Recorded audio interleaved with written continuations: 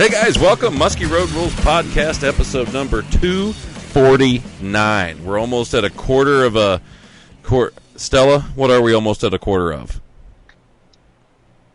I have not a clue. Good the job. Number of Muskie Road Rules podcasts. There you go. Good job, Stella. That's why you're on here.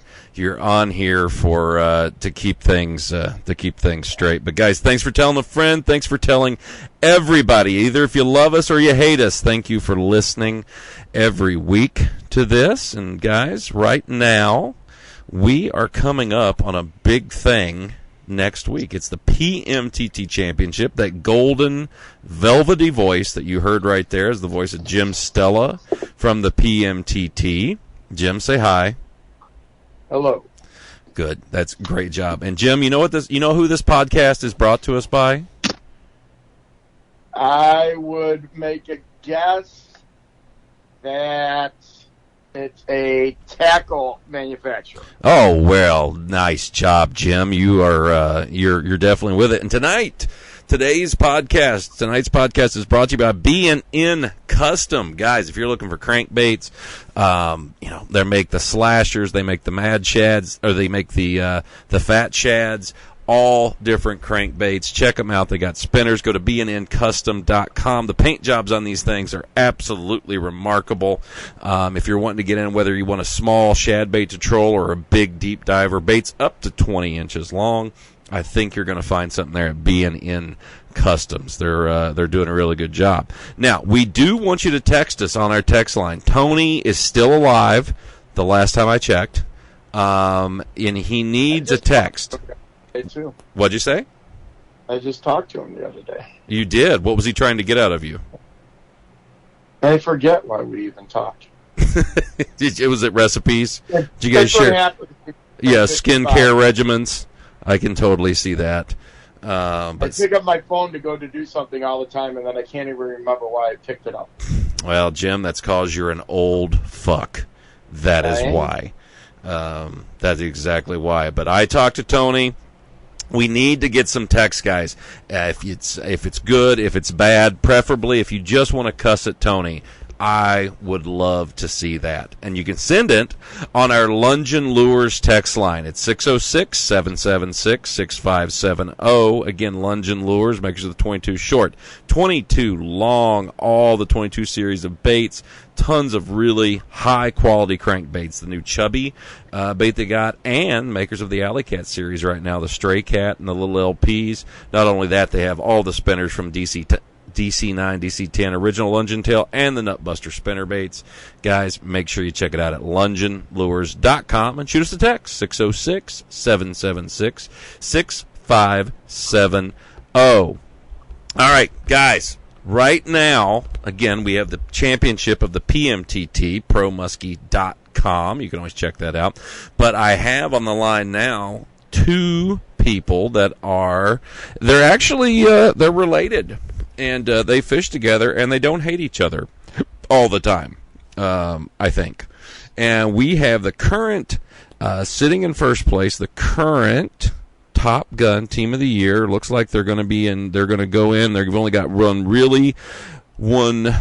team that's really close competition. But I've got Gus and Max Mantley. How do you say that? You said Stella always mispronounces it. So Manti. I knew that, but then the L creeped in there. I don't know why.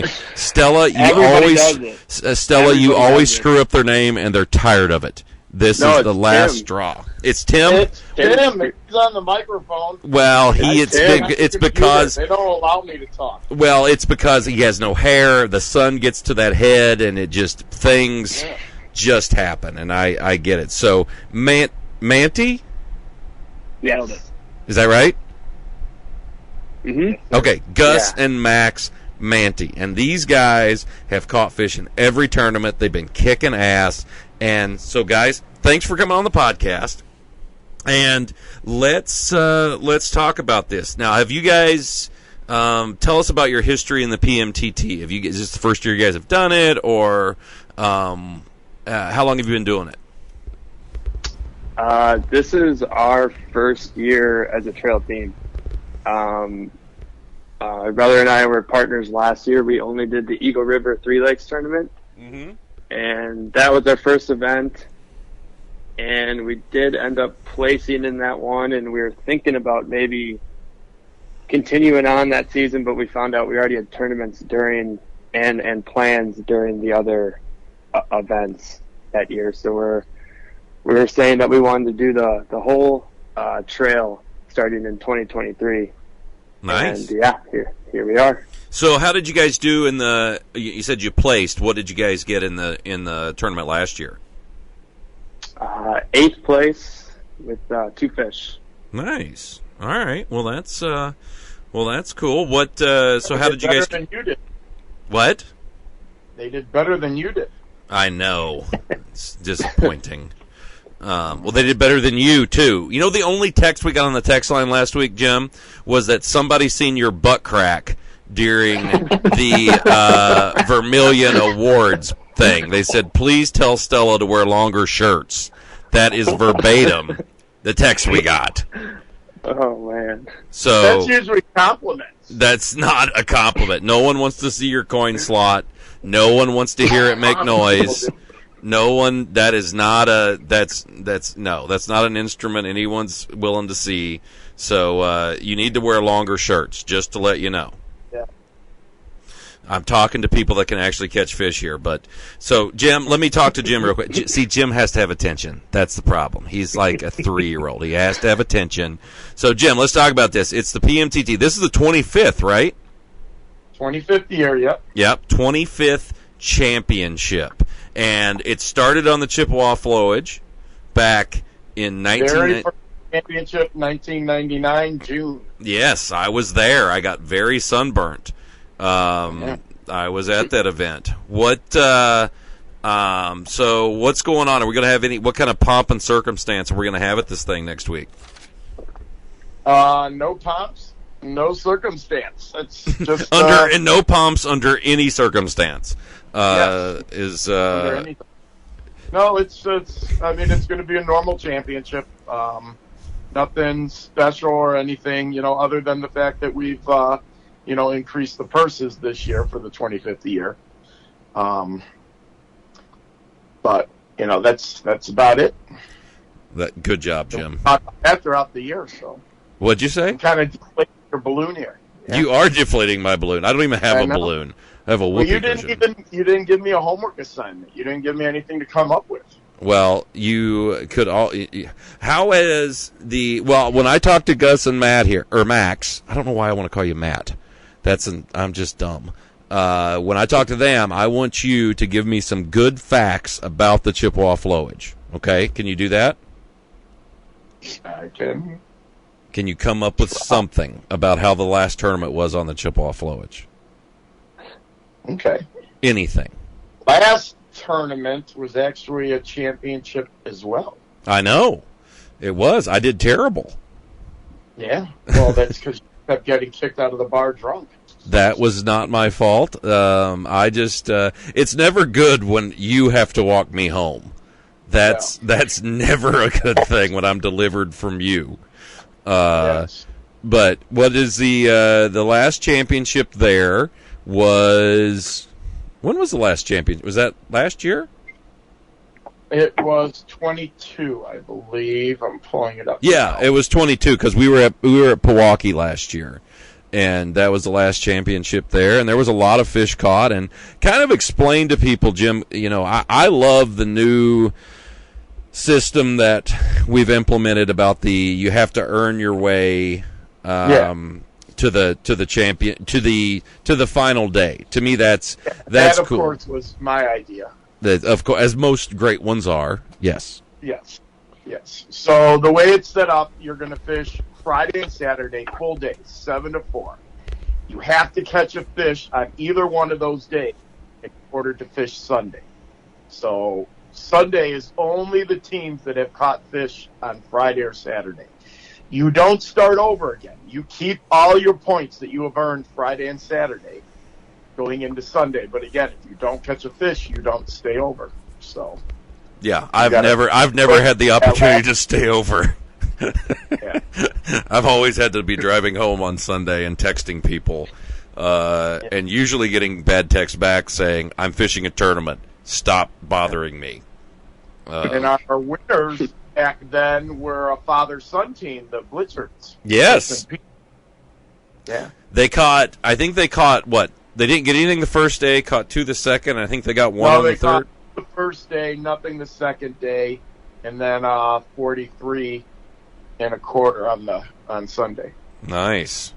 Well, the Blickards are going to be back. They're going to be making the championship. They're going to be fishing with us. And, of course, like I said, we got Gus and Max here. They have caught fish in every tournament. So let me get this straight. So you've caught fish in every PMTT tournament that you fished, right? Yes. That is insulting. That is. I don't know how. That is. Yeah, Jim. That makes me feel really, really bad for myself. All I can say is give it time. Give it. I know. So let's talk about it. So let's. You caught fish at Cave Run, you caught fish in Madison, and you caught fish at Vermilion. And not only caught fish, did you guys placed in every one of those tournaments, right? Yeah, they were top 10 in every one. Oh my God, that's another thing that annoys me. That is. I'll tell you another thing that they do good that other teams should take notice of. Oh God, is this about me? They me? go away with at least an extra $500 at every event. Why is that? Simply because they run their camera. Well, aren't you special? They video themselves and then they submit that in. I could video myself, Jim, and submit it to you. That would be very sultry and steamy. I know. Yes. That's how my OnlyFans is going to get started, Jim. I figured this is the way I'll get it going. That's the way that's my goal on getting it going. So a lot of boats have all those GoPros and everything in it, and you'd think we get a lot more video submissions, but people are missing out on an extra $500 or more. All right, I'll run my GoPro at this next one. I hope I'm just looking into it, yelling at you.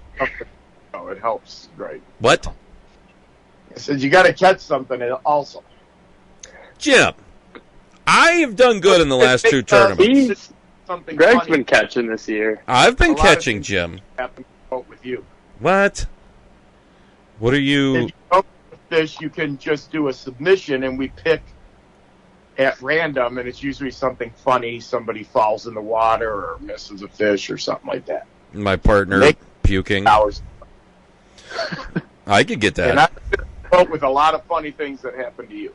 Oh yeah, I mean, it's definitely there's definitely going to be a screw up in the boat with me. That's usually one of my fortes is something good. I got video. I was fishing with some guys a couple weeks ago, and I had the cameras running and everything. We got a fish, and I had my head cam on, and I'm going to get the net. Well, I learned that keys don't float because. When I went to get the net, I picked it up and I hooked my boat keys on it in my tiller, and you just see the keys go flying into the lake. And it was why you put a floaty on them. I'm not. Well, now I did the redneck floaty because I actually had my car keys with me, and I had the spare key to the motor on my car keys. And so now one of the guys, Troy, we ran some fishing line through an old bobber and tied it to the key. So. It's a very high dollar operation I got going on. I'll have to give you. I still have a box of the old Extreme Muskie Expo muskie key floaters. God, that's that I used vintage. To give out at the Extreme Muskie Expos. The best muskie show ever. I mean, that's right. You were the hostess with the mostess. Yes. You put the hoss in hospitality. There we go. That was you. That was you. All right, Jim, shut up. We got to ask these guys because I got to figure out how these guys are catching fish. Because this is insulting, and I'm deeply. Yeah, they too. I forget which one of them, but I think it was it Madison or was it Cade that you were by yourself? It was cave. I was on my own. He was on his own, and that's like fourth place, right? Yep. Yes, correct. Jim. He's wonderful. He's great. He's fourth place on his own on your There's own.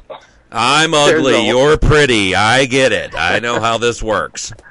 There's a horseshoe stuck up somewhere. Hey, it's sun shines on a dog's ass every once in a while. That's what I always say. What? So let's talk about it. Cave Run. Had you ever been down there? No, that was my first time ever going to cave. And why were you by yourself? That's the other thing. Max, what did you do? Were you in jail? Well, thankfully, no. I was in Las Vegas, though, so kind of, Nice. same ordeal.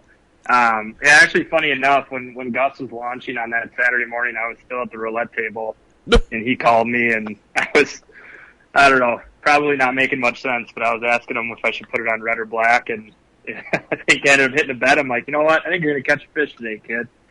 So it was, I felt bad leaving him by himself, but, he did just fine. Yeah, it sounds like it. So, Gus, how did you approach that? That's what I really want to know. And I think people listen to this. They're always curious about how you approach, that's a new water, probably not like anything you had fished before. Yeah, that's correct. I mean, I was told before going there that it's going to be like something you've never seen before, and it was even more than that. I was so confused when I got there. And not only by the people talking to you, it was actually the lake too, right? Exactly. I got it. Yeah. It's, the boat launch people, friendly folk. Yes. Don't have a good dental plan, but by God, they're friendly. We actually had some good weather. That lake can go up 10 feet overnight. I was worried about that. I heard some bad things, and I'm not a flowage. I know it's not like it's a flowage, I guess you could call it, a reservoir, but I don't It's a really lot of fish things. It is a lot of things, and I was extremely intimidated by it, and especially going solo. I had to do all the pre-fishing solo, and they luckily say if the water's down and you see like a refrigerator, don't open it on the shore. Exactly. Duly noted. I stayed with the Barbers, Jeremy and Trevor Barber, and then Nick Ambrose and Clayton Speece. They've been there. They helped me a ton on kind of just, for starters, just telling me that it fishes small for how big of a lake it is.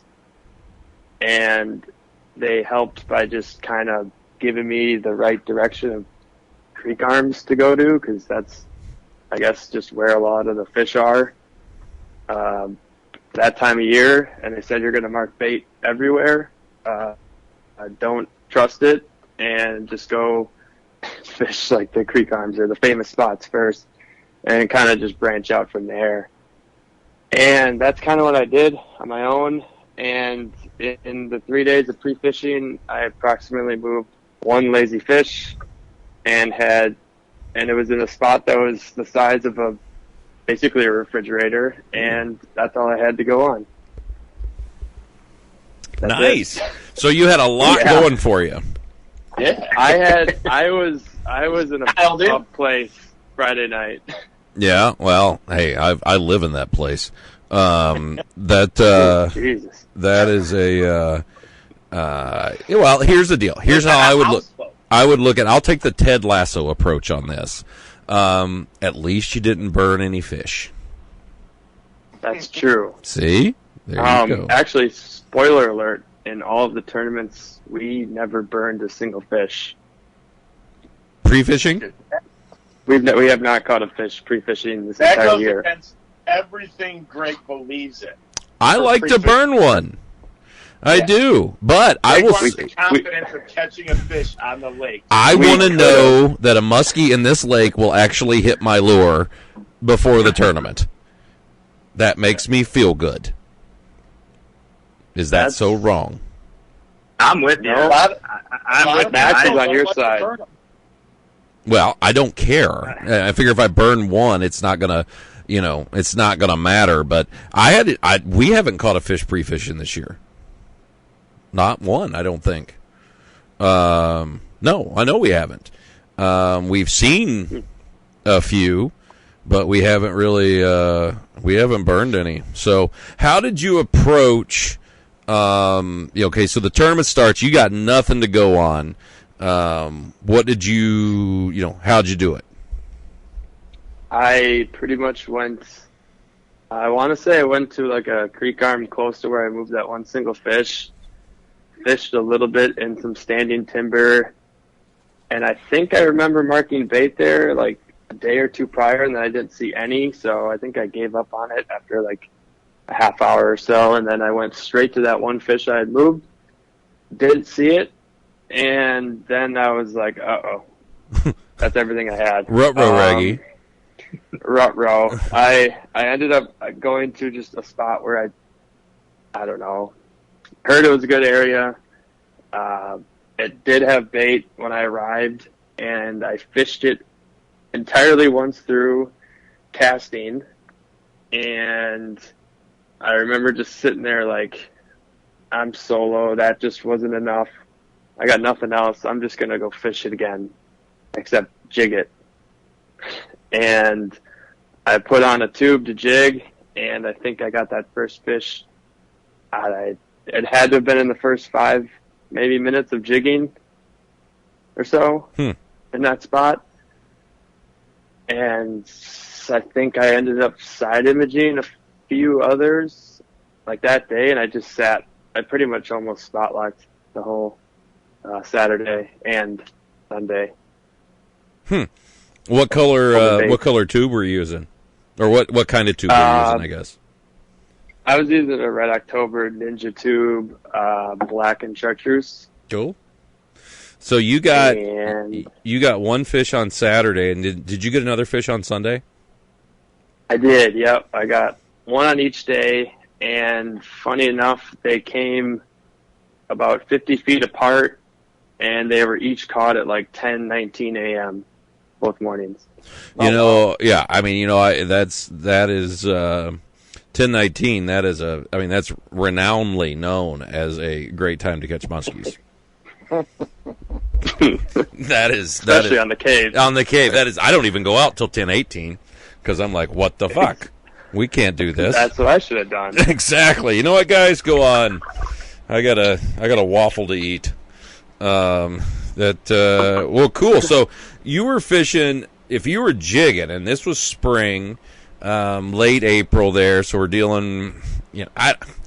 Everybody says, "Oh, they're post spawn." I don't know. We can never see our fish spawn because it's dirty most of the time. I was gonna say, what can you see in that lake? Very little. Dirty. Very little. But see, here's the thing: if you came to the lake in June, you could see 10 feet. See, that's backwards to me. Someone told me that, and I didn't believe it at first.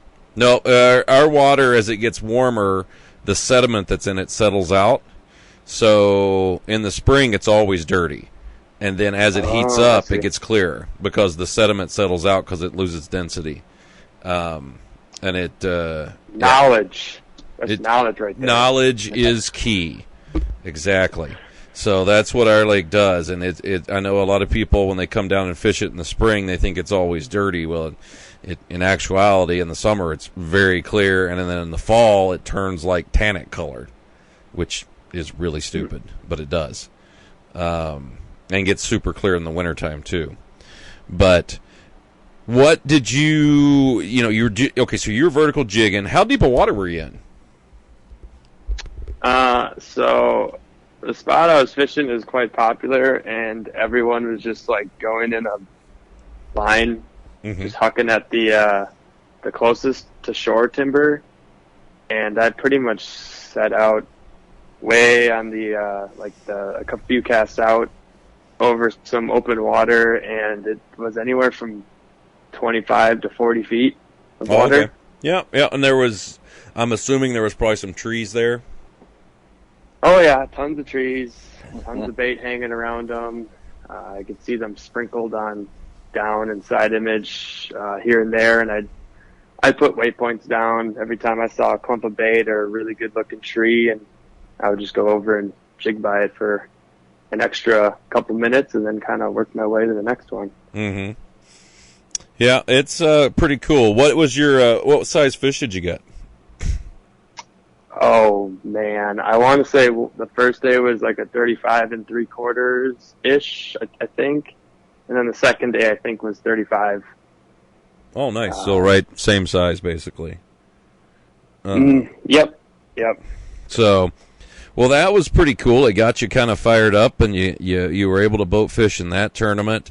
And now let's talk about Madison Shane. Your brother finally got back from Gamblers Anonymous, and he was on work release. I like it.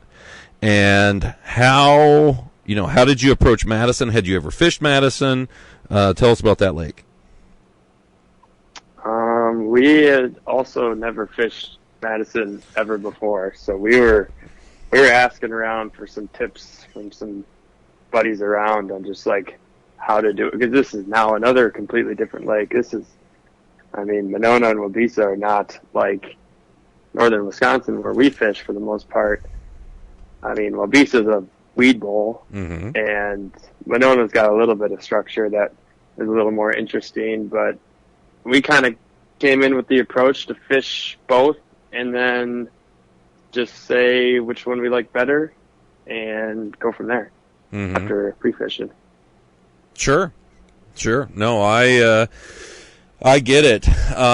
Those lakes, they are completely different. You got Waubesa, which is kind of dirty, cloudy, stained water, and then you got Monona, which is pretty clear.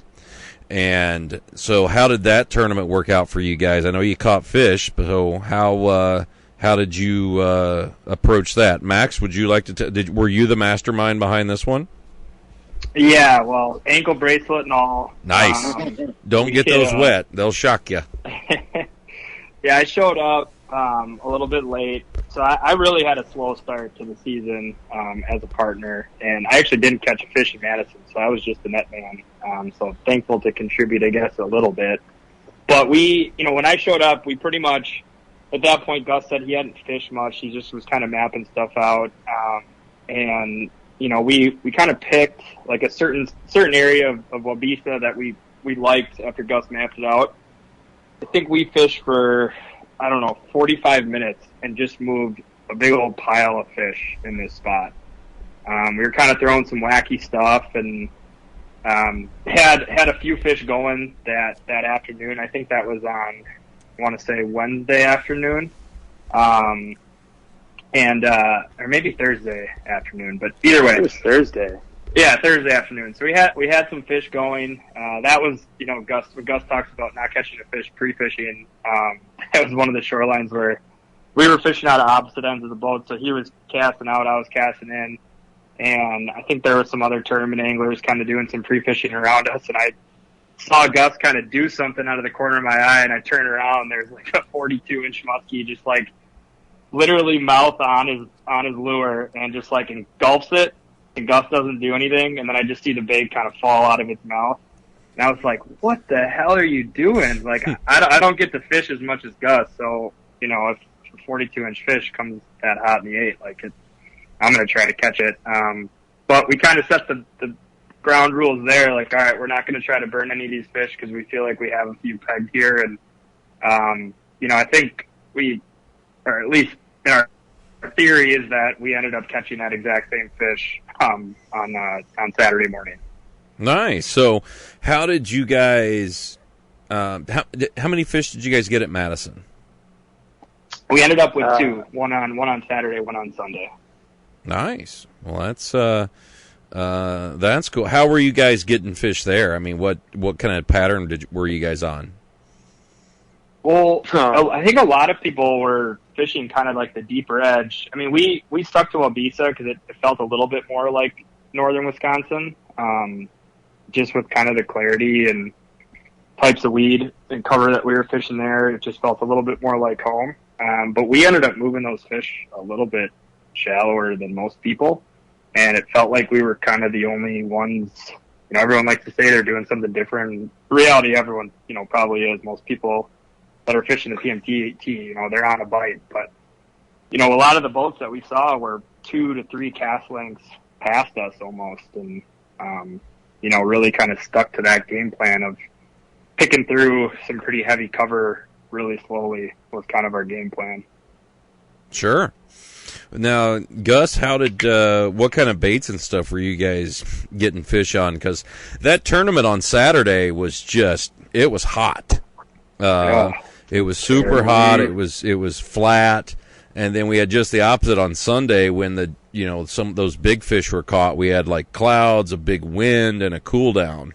So how did you guys, what kind of baits and stuff were you guys getting fish on? Pre-fishing, we moved a lot on blades and like really big blades, running them pretty quick because, I don't know, I think we like to run bigger stuff. Kind of even just going to a new lake here in like northern Wisconsin, I'll run a big bait just to kind of look for fish. And we ended up not doing blades really at all when the tournament started because, as you said, Saturday was like just hot and like no wind. Mm-hmm. Pretty much. I think it was like on and off, not much. And in that case, of course, I go to the old trusty tube, the Red October tube again, and that's what got the first fish. And I know we went through this area, we moved the pile of fish, and we weren't getting really any of them to go. And I remember Max and I talking about a time limit we were setting on the spot. And I, for some reason, was getting antsy and wanted to get out of there. And he's like, nah, turn around and let's just do it again. And I ended up going back to the spot. And, yeah, like Max said, that fish that I watched eat my lure and then spit it out pre-fishing, it got to that waypoint and caught that one on a 10-inch monster tube. It was 41.5, so we were pretty spot on for saying low 40s, about 42-incher. Nice. I always tell people, never tell them what size of fish it is. Every fish is just under 50. They don't have to know. It could be 20 inches under 50.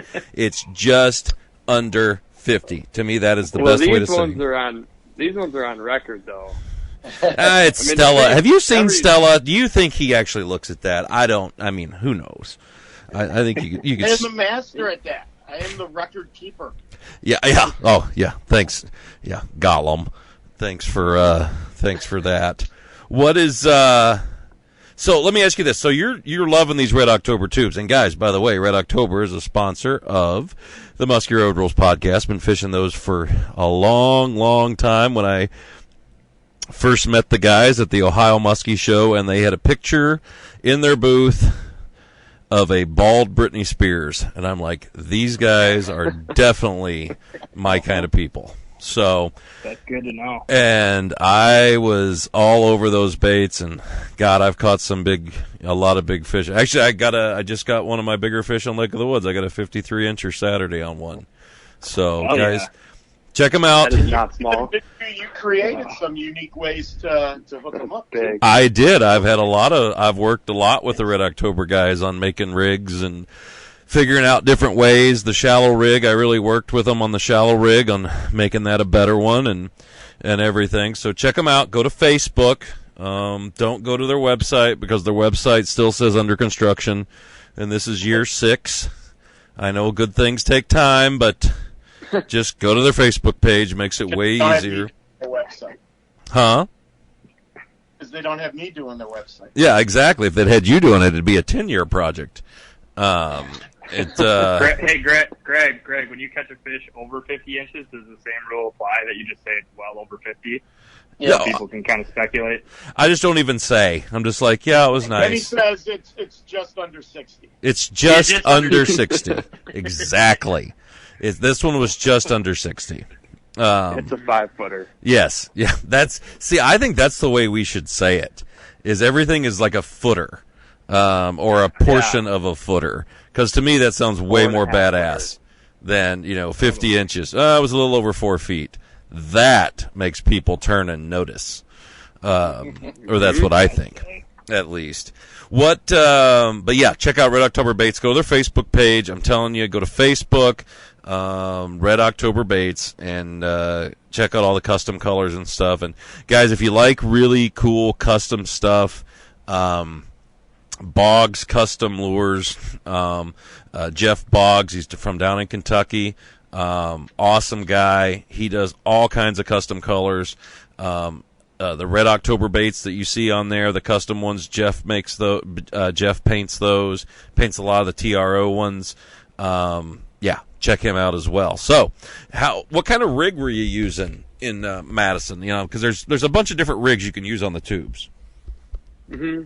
Yeah, I just run the mid depth for the Ninjas and the Monsters, and that's pretty much it. I've used some of the shallows sometimes, but I've kind of just gravitated to the mid depth a lot more, and I just like the way they run. Yeah, they hop more. You know, they yeah, and that's what I think I really like about them, and that's what the fish really like. Yeah, they have a lot of hop and stuff. Now, do you run anything out the back? Do you do any blade stuff or grub stuff? I do. I make my own trailer blades. I change out that front hook for a little bigger hook. I mainly run a trailer blade, but I have caught fish and done it without it. But trailer blade is kind of the way to go, or at least what I like to do in dirty water. Sure. No, I think the trailer blade is nice. You do have less movement of the tube. It doesn't hop like it does without it. I ran no trailer blades for a long, long time. I'm just now playing with it, and I really like it. But for deep water situations, I like it without the blade, because then it really hops around down there and stuff. And actually, that fish I got Saturday was on one with a blade, so I was proud of myself for not screwing it up. But it was what now? Unvermilion you're talking about? No. The 53. Sub 60. The one that was just under 5 foot. So a 4.5 footer. Yeah, a 4.5 footer. This is definitely a 4.5 footer here.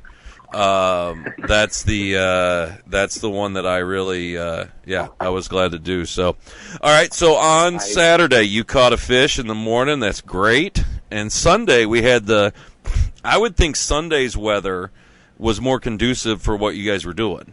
Am I right or wrong? Oh, that's what we were hoping for. I mean, we talked about that at length on Saturday night. Like, if we wanted to stick to what we were doing, if they would even hunker down more fish would kind of come in. And Sunday morning was, I mean, yeah, you're out there. It was not fun. It was an adventure. It was an adventure, and we ended up pretty early on starting to see, because in Madison, all those carp kept jumping, and we didn't have, if you were skittish like me, you kept thinking muskies were poking their head out everywhere. But Sunday morning, we actually saw a few pretty large fish porpoise in that same area we were at. So we were like, all right, well, they're here. I don't know if they're going to eat, but we felt pretty good with where we were fishing. Cool. So how did you guys get fish on Sunday? Max, you were kind of you got the bait on the rod that I ended up using, getting that fish on. So we were fishing big blades and tubes, and it just felt kind of dumb. We weren't really moving anything, and actually ended up catching a 40-inch pike on an IC9. That was pretty disheartening because it stayed down and fought pretty hard, and with how cloudy it was, we really didn't see much of the fish. I would have punched it in the face. The video is actually pretty funny. You can see how disappointed I was when right as I'm bringing it into the net and it finally shows, it goes broadside and you can kind of see it. I just totally give up, and I actually hit Gus in the head with my rod. As you should. The spike into the net. As you should. Knocked my head off. Yeah, we were pretty excited until we weren't. So that was a little bit of a kick in the nuts. Just feeling like it was a tough day. We were trying to maybe grind out one bite, and that felt like it was going to be it. And so nothing was kind of going, and I told Gus, I'm like, well, maybe we just totally flip the script here and just start throwing some really small crankbaits. And I threw on old trusty little crane bait, took a few casts of it and handed it off to Gus because he's a little bit more of the sure hand, and he ended up getting that second fish on Sunday. I think it was like 44 3/4 or something like that on figure 8 on a crankbait. So that was pretty cool. And funny part about that fish was when it hit, Gus was pretty convinced that he barely hooked it because, it hit that back hook. Gus, you can kind of talk about how you set that bait up, but he was screaming that it was beak hooked. And so, me not showing up in Kentucky and then not catching a fish so far in Madison, I was like trying to play hero ball and get that fish in the net as soon as I could. And I think Gus was screaming at me that it was a beak hook, but then also screaming at me not to net it because it was really green. And I kind of just tried to muscle that fish in there. And there was a few pretty scary moments. We ended up getting it in the bag barely. It got hung on the rim. Fish was kind of vertical in the net. It was a pretty big shit show, but it worked out. So it was nice. It was fun. Yeah, it was like it was just total chaos, honestly. Well, hey, the fish ended up in the bag. You got to measure it. You got some points for it. So yeah, exactly. That's all that matters. So we placed there. We got some stuff going on. Now we end up at Lake Vermilion, a place that has tried to kill me more than once in my life. And I have so many stories. And no one wants to hear them. I can't even. I got I more don't than even know where to start. Is there more stories than the Chippewa Greg, Float? first off, I heard Greg hates Lake Vermilion. He shouldn't. I have the How best. can you hate Lake Vermilion? Yeah. It is one of the best lakes in the world, and he hates it. Well, I'm starting to come around. That was also on the PMTT when we're there, and he hates it. That is also before I started taking medication. But you still hate it. That's a big factor. It wasn't as bad this time. I didn't have any panic attacks or threaten to bomb any country. No dry heaving off. Off the side of the boat. I didn't shit my pants. It was really good. It was better than the first day of school. Actually, it went way better than the first day of school. So no, I know I've had a sordid history, but Jim, I've had sordid history with many a lake and people. Well, yes, but you don't hate lakes like you hate Vermilion. No, yeah, I went a little overboard on that one. Let's just say again, I wasn't medicated then. I'm medicated now, according to my doctor, the most they prescribe to any human. Who's with me in the parking lot? Let's get out of here after winning money. Let's go. I said, who's with me? I'll be the first one that gets out of here, and I just left. I hope the check is signed. That was 15 years ago. I'm a new person, Jim. I have a dog now, so that proves 2 dogs. I have 2 dogs. That's right, I do have 2. I have 2 dogs now. So that's good. So I want to learn how people catch big fish out there, because they caught a nice one, they being Gus and Max. Tell us about Vermilion. How'd you go into that one? Almost blind as bad as any of the other lakes this year. We didn't know a single thing about it. We never fished it, and we had to start from ground zero again on our homework, checking out the lake map and the type of structure they got up there, and reading articles and listening to old podcasts. I mean, man, that body of water is big, biggest we've ever fished in our lives. Were they podcasts with Greg and I? Yeah, one of them was, I think. Yep. Yeah. The one where Jim was pooping off the side of the boat and giving me color commentary about it. I'll tell you that right now. Why does Jim love showing his butt crack? I don't. He likes the man loves mosquitoes, and and he loves mayflies and mosquitoes in his nethers. So that's we don't judge. We don't judge, man. Exactly. Well, Vermilion is it's a big lake. I mean, it's a dandy. I remember when I used to, when I used to fish it, I went there because it was small, because I fished Mille Lacs, which is twice the size of it. Actually, it's like 3 times the size of it. And so I was like, oh, this isn't bad at all. I can see shore. We definitely got our asses kicked pretty good pre-fishing with that wind. I mean, we're in an 18-foot tiller and 90 horsepower boat. Yep. We had a little bit of tough time getting around pre-fishing. I mean, that we were on the east side, so it wasn't super friendly those few days leading up to the tournament. No. So Saturday comes around. How did you guys? Because you guys got your fish on Saturday, I think, right? Mm-hmm. Yep. How did you guys go about getting the fish you got? Well, we actually started in an area. I think looking at the picture of your fish that you caught, I think we started there. You did, yeah. You and Ty both. Were in there because I come in and was like, look at these jabronis, and well, funny. So like when we got there, we fished pretty hard the first day. We didn't see anything, and people we were staying with were seeing fish and seeing big fish. We're like, man, we're doing some stuff wrong, and we didn't really feel like we could fish. They are liars. Right. But we really ended up in that spot because it was the only spot we could really fish, essentially with the wind.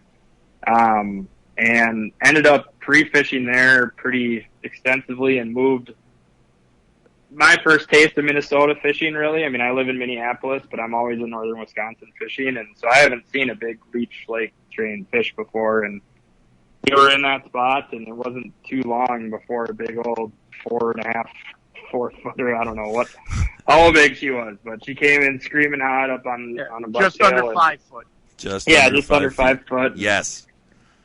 So we gave the old waypoint to that girl, and we figured, okay, that's going to be where we're going to start on Saturday. And we had mapped out a lot of other spots that we really liked too, but we wanted to start there. And Gus, you can tell the story on what happened Saturday morning on that waypoint. We fished around the waypoint 2 times, came up on it the 3rd time saying this is going to be our last and let's peace out because it's just not working this morning. And I set the hook, fish stays down. I start shaking and, thinking this is the one that we just moved. It's at least in the 4 to 5 foot class. Exactly. And ends up being just under a 4 foot pike. Oh. A giant pike. How big was it? Pike. It was 43 inch. Oh, jeez. Just under, yeah. Oh, I would have punched my right biggest in the head. Oh, that is. It was sad. It was tough. That is frustrating. So you guys left there though, and you went to what time of the day did you get the fish that you the muskie? 11:30 a.m. I think. Okay. And pretty much everything up until that fish was going wrong. We catch that pike.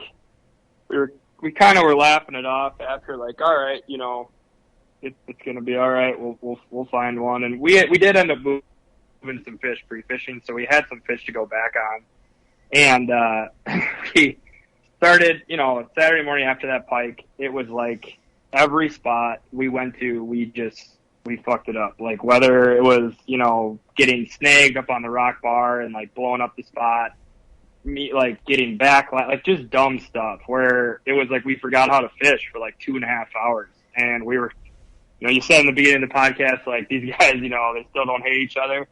I think it wasn't like we were mad at each other, but I could tell like we weren't talking, we weren't having fun. Like it was just totally different vibe from Madison and from Eagle River last year, where we were just, just having a good time. And Like I said, we weren't mad at each other, but it was a very quiet boat. And we come up to this spot where we had moved to fish pre-fishing, and literally like on the waypoint of where we moved this fish, those big ass dock boats that are on Vermilion. Mm-hmm. This guy comes screaming in, and like we were watching him, and Gus was just like, no way. And he drives probably 50 yards in front of our boat, just kicks up these like 3-foot rollers. And we're like, oh my God, like this is hilarious. Like everything's going wrong. And I turned to Gus, I'm like, it might just be one of those days, man. And we started laughing, and we're just like, whatever. And the dock boat clears out of the way, and we keep fishing. And I mean, right on the outside of his wake, that's right where that fish came. I'm going to tell you something, and I got this from Luke Ronestrand, who fishes Vermilion a lot. And just from my experience over the years, waves on Vermilion are insane to any other lake that I've been on. The waves trigger fish so much that on calm days, I mean, we will buzz places like that just to create waves. Yeah, we talked about maybe that dock boat kicked up some bait or whatever and got that fish fired up, and then. But I've never seen that happen. I mean, I've seen it happen on other, like Lake of the Woods and stuff like that, but like the consistency that it works on Vermilion is insane. I used to make Tony do cannonballs around spots. Do you think that could get the whole East End going? That would get the East. It was like, oh my God, it's a frenzy. What kicks up a bigger wave, a dock boat or Tony's cannonball? It all depends on the angle he hits the water. Right. If it's full belly flop, if it's full belly flop or maybe a can opener. Do you remember the can openers when you were young? You'd run in and grab your foot and lean back. Yeah, I was really bad at that. I looked like a. That's probably you could probably like shock the fish. Or something. I looked like a really ugly lesbian doing it. It was not good. I'm very good at cannonballs. You do, yeah. Maybe not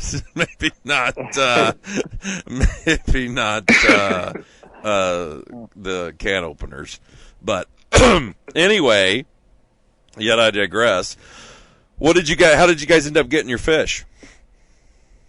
We were burning some really big, noisy blades, and that was kind of the ticket that we had. Fish moving on, a lot of really weird blade combinations, and a lot of stuff that Gus tied himself. So that was kind of our ticket to at least get fish to come in and look. And that fish, I think, I ended up catching. Can't be certain, but it was on the waypoint, and I think this goes into a little bit of the luck aspect that I think is probably needed in every tournament you catch a fish in. But when we were pre-fishing, that fish probably came in on a bucktail at sunset. We couldn't really tell how big it was, but my blades actually stalled out pre-fishing, and that fish turned off, and then. Luckily in the tournament, didn't have that problem, and it ended up eating probably about 40 feet out, and that was a big fish for me, and so I was a little bit antsy to get it in the net, as you could imagine, and I think I made a little bit too early of a call, but it ended up working out, and that fish pretty much somersaulted into the bag, so perfect. It was awesome. So you were talking about big blades. How big blades were you throwing? I might be leaving that one unknown. Oh, is that very big? Some really weird combinations of just trial and error type stuff. Cool. I love it. I've messed around all summer, and that was the first fish that blade caught a fish on, and I brought it back to northern Wisconsin, and it's pretty much kicking every other bucktail's ass right now. Nice.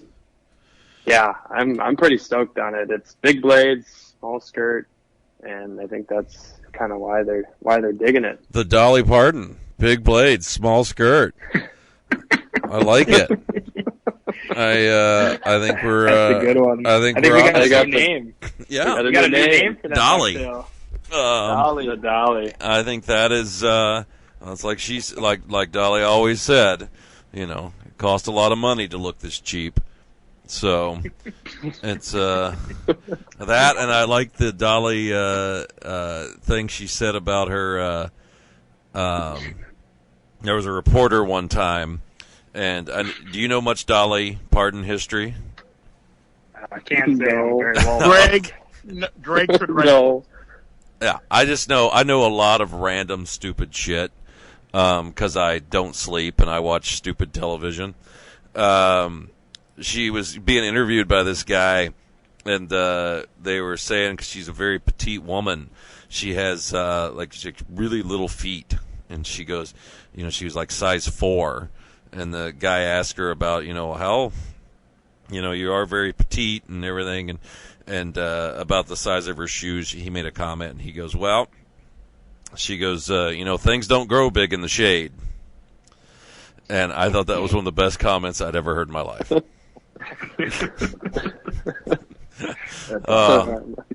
I'm telling you, it's great. So, enough Dolly Parton talk. I just come up with the name for your bait, so hopefully the check's in the mail. How did Sunday go? Didn't you lost a big one on Sunday, didn't you? That one was a legit 5-footer, I think. Oh my God, I hate those 5-footers that do that. That was a tough one for me because I don't know if I hope to get up to Vermilion again. We really want to do a Canada trip. It'd be great to come up and fish with you and catch, a 4.5-footer or whatever. But in northern I don't do 5-footers up here. This is not 5-footer territory. We're more in the 4.5-footer to 4-footer. But actually, I'm close enough to Canada. We have to do metric. So that's a whole other ball of wax. I'll explain it when you get here. Like 145 centimeters or whatever. Exactly. Exactly. See, and you just leave the centimeter off the edge. Oh, okay. 100. Yeah. It's 103. There you go. Yeah, I like that, Stella. I like that. All right. That's how I can appeal to a more global audience. I think that's the way to do it. Anyway, let's talk about this big one. Okay. Yeah. So, fishing in northern Wisconsin, we're used to those 3.5-footers, 3-footers. So we're not used to seeing these large fish chase down blades. And I was throwing a really large spinner bait that was actually tied up by a guy that we met out in Pennsylvania. His bait company, shout out, is Big O's Bucktails, and he tied us up these really heavy spinner baits that you can burn very fast. And Sunday was pretty slow for us. I mean, we moved to fish kind of midday, and that was about our only opportunity. And we went back to a spot that we had moved to fish pre-fishing, and I was burning that big old spinnerbait over the top of a rock bar. And, I don't know. Just, it didn't really hit like the one on Saturday. I mean, I think it kind of hit going with the bait. I was pretty shocked because at this point we had about 7 minutes left in the tournament. So you're not really thinking you're actually going to get that miracle fish, and it ended up actually happening. And I kind of set the hook half-heartedly because I was like, am I snagged on a rock? Like, what is this? And it took my brain probably a second longer to kind of compute what was going on. And as I set up, the fish, just kind of went broadside and flared its gills, and I got really, really weak in every bone in my body.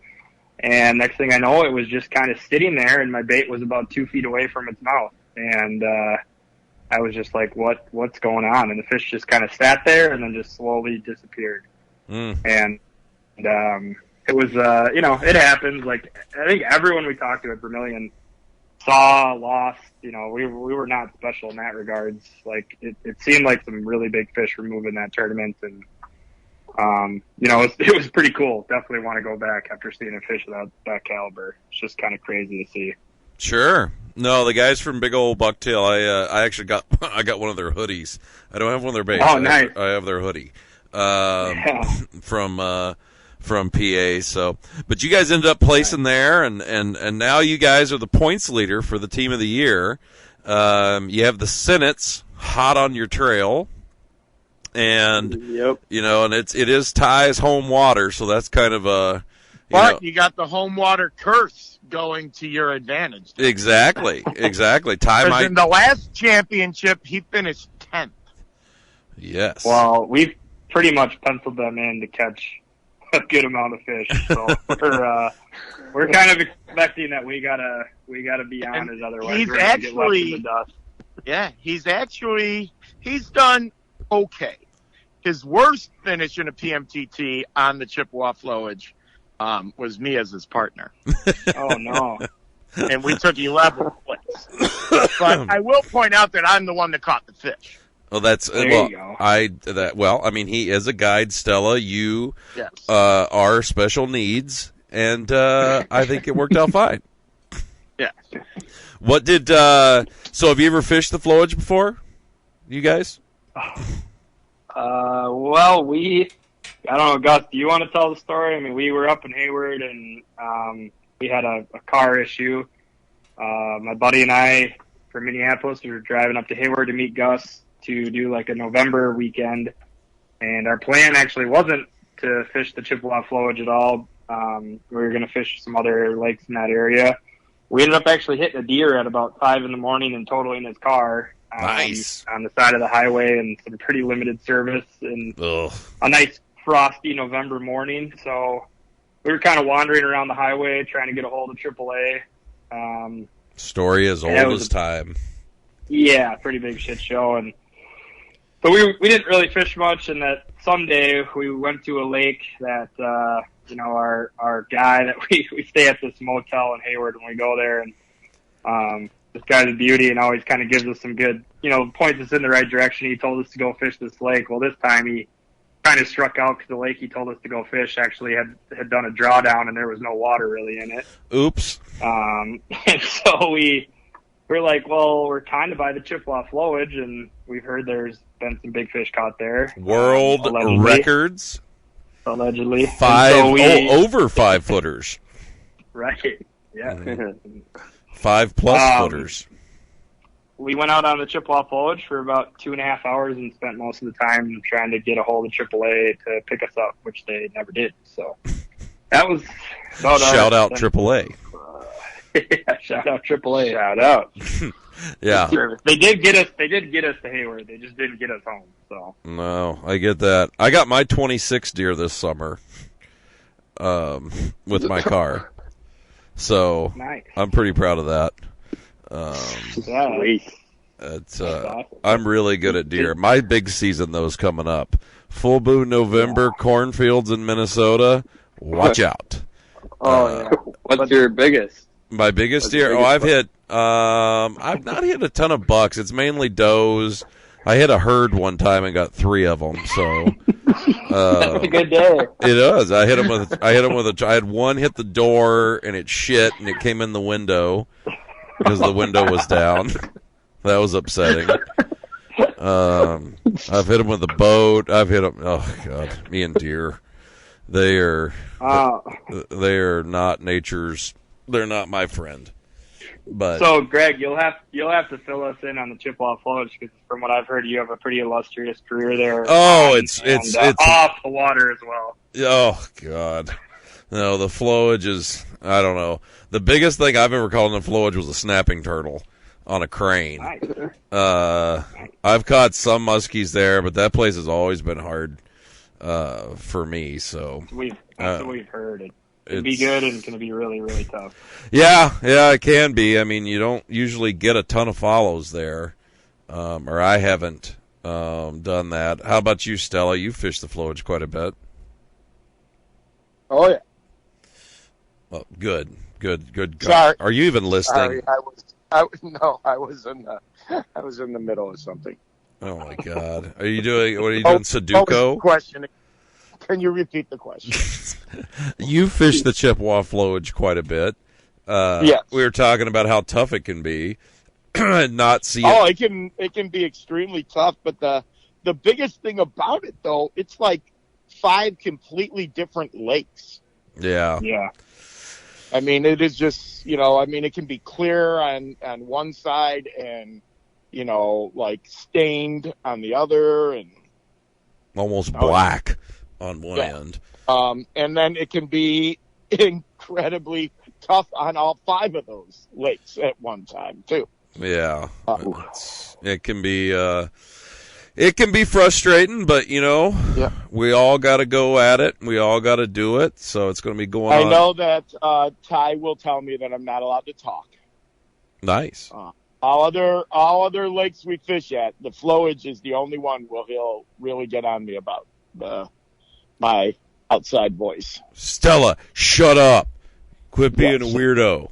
He'll even say, like, before we go to the spot, you cannot say a word. You just don't. The next spot, don't even talk. Oh, because the fish will hear you? Yeah. What are you going to do, I think Greg? he just doesn't want me talking. But I totally. If I knew I could just tell you that and you wouldn't talk no more, I would have used that a long time ago. What am I going to do? If I was on that spot, guess what? I wouldn't catch one because I can't shut up sometimes. And I've always got music playing in the boat, too, or a podcast or something. I do that, too, and he disallows that on the flowage. I'm not allowed to play music. Oh, my God. Those fish, they don't care. There's a boat driving over their head. That's what I tell him. Exactly. Do you guys listen to music in the boat? Gus, Max? No, the radio's broken my boat. Well, it isn't mine, too. I just have a cell phone and a Bluetooth speaker. I got to listen to something. Because I can't stand to just listen to nothing. I'd have to listen. I'd have to have the voices in my head going, and I got to shut them up somehow. But it's yeah. But anyway, hey, guys, we'll see you next week. We're going to be at the Chippewa Flowage. The tournament starts on Friday, 7 a.m. Jim, where are we taking off from?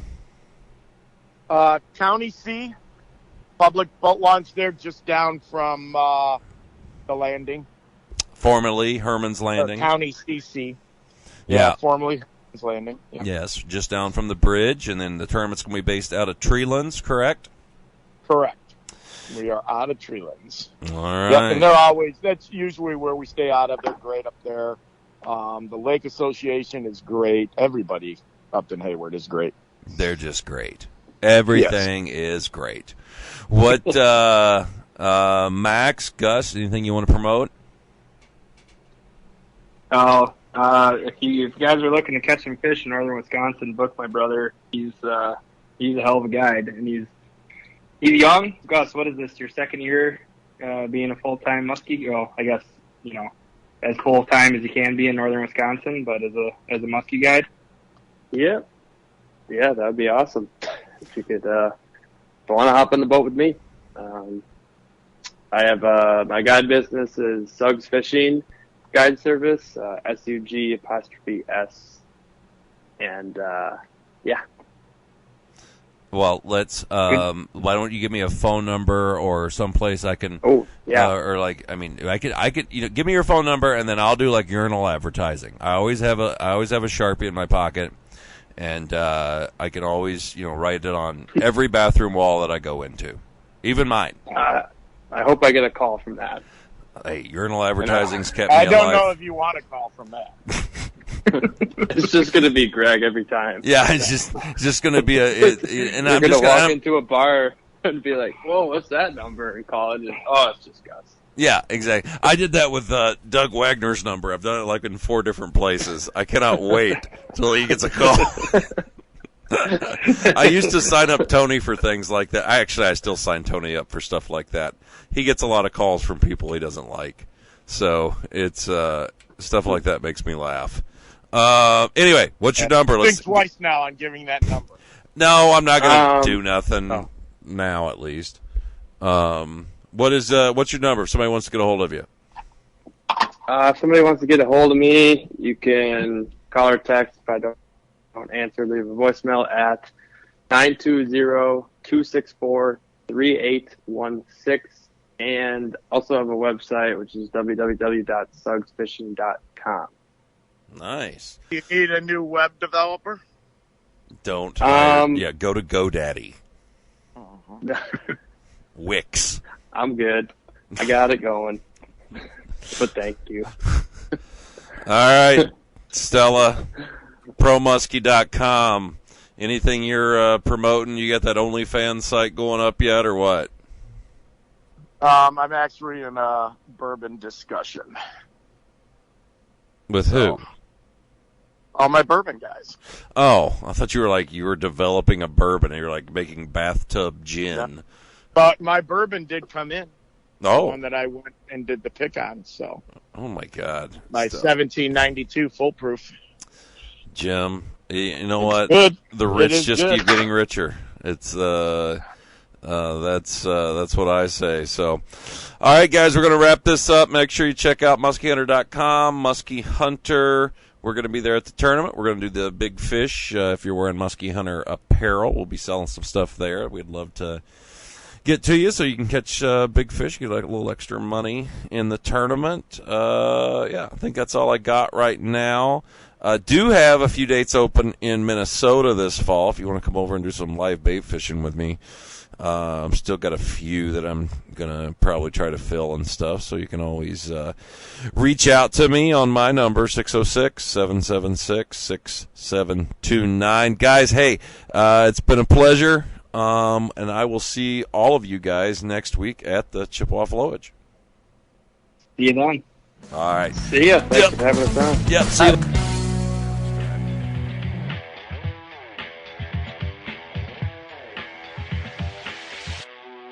Hey guys, welcome. Muskie Road Rules Podcast, episode number 250.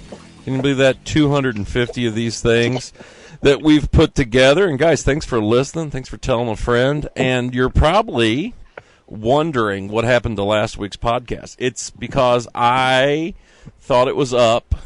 Actually thought I had already put it up, and I had not. So this is actually going to be part 2 of last week's podcast because we've got some of the same guests on it.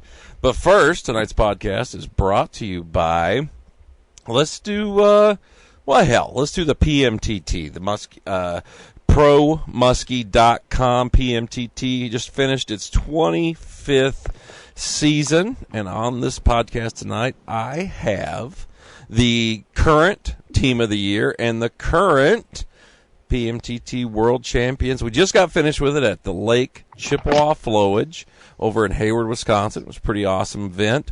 I will say on Sunday it was probably the wettest I've been in a boat in a long time, and I also learned that my rain gear doesn't work.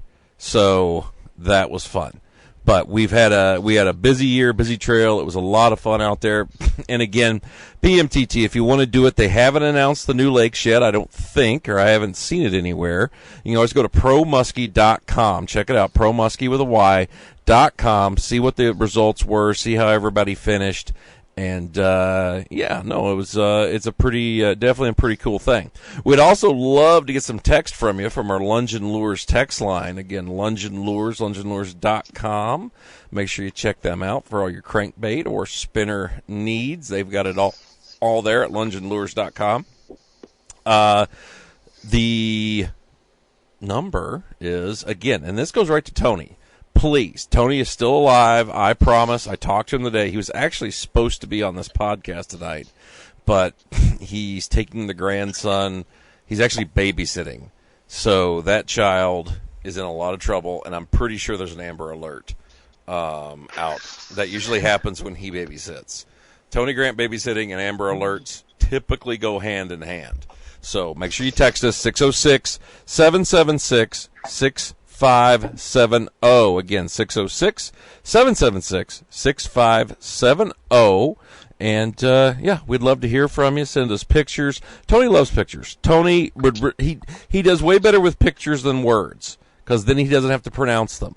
So pictures are a lot better. Again, Lunge and Lures text line, lungeandlures.com.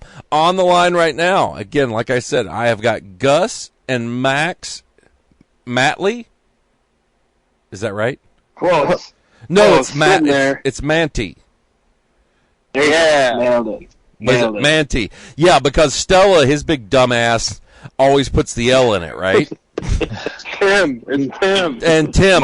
Most people do. Oh my God, most people, but I'm not most people. So Manti, that is it. Manti, like Manta, but with an E, right? Exactly. Yeah. Exactly. Manti. Gus and Max Manti, they are the team of the year. They're actually on the podcast part 1, where we talked about them coming into this tournament and how they were going to do. And we also have on here tonight Ty and Tate Sennett, the brother duo that actually won the Chippewa Flowage tournament in a pretty handed fashion. Pretty much just curb stomped the field, and it was pretty awesome. How you guys doing tonight, everybody? Good. Max, did you find your Grey Poupon or whatever you're looking for in your refrigerator? That was Gus. I'm situated over here. So you're the responsible one. Good. Gus, correct. Did you find your peppercorn aioli or whatever you were trying to get?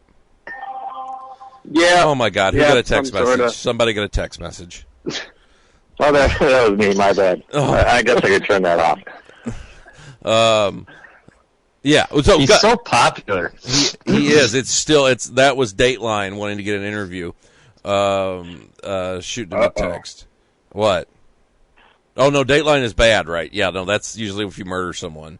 So that's don't get an interview with Dateline. That's a bad one. Yeah, don't you never want to say I've been on Dateline 7 times. That means you're hanging out with the wrong crowd. So Gus, Max, you guys ended up winning Team of the Year. We talked about it, and it came to fruition. Let's talk about the Chippewa Flowage. How did you guys go about preparing and getting ready for the tournament? We started off by buying just one of those paper maps that anybody can order online or pick up at a bait shop.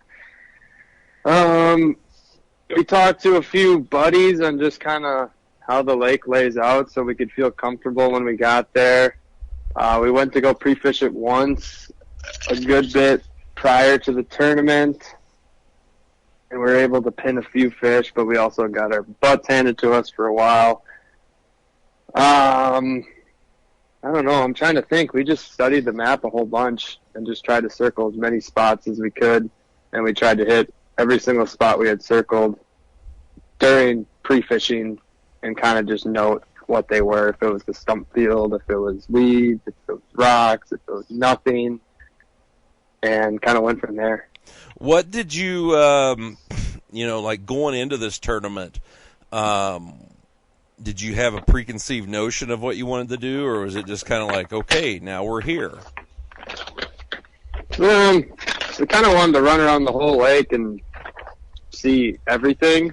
We didn't want to landlock ourselves into a certain area or section, and which actually we kind of ended up doing that. And the only reason we got some fish in the tournament is because we decided to kind of throw away our original game plan kind of last minute, and last minute it worked pretty much. Nice.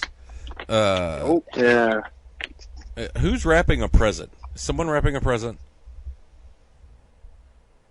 No. I bet it's my landline. My landline sucks. It might be. It's either that. I figured one of you guys is moonlighting at Jimmy John's, and you're finishing up an order and everything. It sounded like somebody was wrapping something. So anyway, that's fine. Jimmy John's is great if you like mayonnaise. A lot of mayonnaise on them things. Exactly. If you want a mayonnaise sandwich, Jimmy John's. Gus, now that you found your mayonnaise, you could work there. You could be the official squeezer. Cool. I'd love that job. Of Jimmy John's. So you guys, how many days did you pre-fish? Then did you catch anything pre-fishing? We pre-fished 3 days prior to the tournament, and we finally caught a fish pre-fishing at about 10 a.m. on Thursday, the day before the tournament. Okay. Were you trying not to catch a fish, or were you like, did you like to, or do you like to burn a fish just to get some confidence? We don't like to burn fish typically. Max can say the story on the fish that I ended up catching pre-fishing. Yeah, I mean, it was pretty funny timing. We pulled up to an area that we had never been, and kind of just pointed to it on the map. It looked good. We pulled up, and if you remember that Thursday morning, it was just flat, calm, and hot, sunny. It was sweaty. Didn't My really partner feel. sweated. Yeah, I was leaking. I was leaking for sure. It was not the weather that I was hoping for in September, and we kind of, we're like, man, this is great pre-fishing conditions because we can kind of finally, drive up onto spots and see what's going on, check out how the weeds lay out. And we pulled up to this one particular area, and it was a pretty finite weed bed. And we got there, and the first lure that hit the water, bait started popping just everywhere around us. And you can actually hear on our footage, I turned to Gus after about 2 casts, and I was like, man, this looks good. Like, should we even be fishing this right now? And I don't even remember what he said, but I think it was something along the lines of, yeah, like, no. I think it was shut the fuck up, white man. Yeah, it was probably something along those lines. He's like, well, I'm just going to work this bait stupid, and nothing will hit it if I work it this way, and we'll just kind of get an idea on how it lays out. Like, couldn't even finish the sentence. He just gets popped way out in the cast. Really nice, like, low 40s fish. And as Gus mentioned, that was our first fish we had actually got pre-fishing, so the emotions were a little bit mixed. Just because we, liked how the spot laid out, and we were a little worried we, burned the one really hot fish that was sitting up on it at that time. But, yeah, I mean, it felt good, like, in my mind. I mean, we had spent, Tuesday and Wednesday out there kind of mapping and fishing. So I was like, you know what? It's good to know what they're chewing on and good to see a fish at the net. So I wasn't too concerned with it, I guess. But I think Gus might have been a little bit more like, I don't know, not feeling great about burning that fish. So, yeah, that was pretty much the extent of our pre-fishing. I mean, I was talking to Ty actually at the bar. I can't remember one of the days after the tournament. And our pre-fishing kind of handcuffed us because we ended up really spending a majority of the tournament time, which I'm guessing we'll get into. But a lot of that time was spent just chasing a few fish we had up pre-fishing that just did not want to cooperate. Sure. Well, now, so Ty, Tate, I know you live there, you guide there, you fished it your whole life. How did you go about before the tournament? We kind of followed what Gus and Max just said. I had a paper map, and I put a dot on every fish I saw that week, and we had 32 dots that we were going to double back on. We did not have that many dots on our map. We had 4. I had more mosquito bites than dots. And I think you would have had one more, Ty, except pre-fishing you hit one again. You stuck a 44 the day before, probably around the same time Gus and Max got one too. It just did not feel bitey out that morning, and we heard some other people catching fish around that time too. Hey, we actually got. I missed 2, and we had one kind of pop a bucktail. So it definitely was. Tate, did you tell Ty that this spot looks good and we shouldn't be here? I think it was kind of like that, but I was just kind of glad to be up there. So. And he looked at you and said, "Shut up, you're adopted." Yeah, pretty much.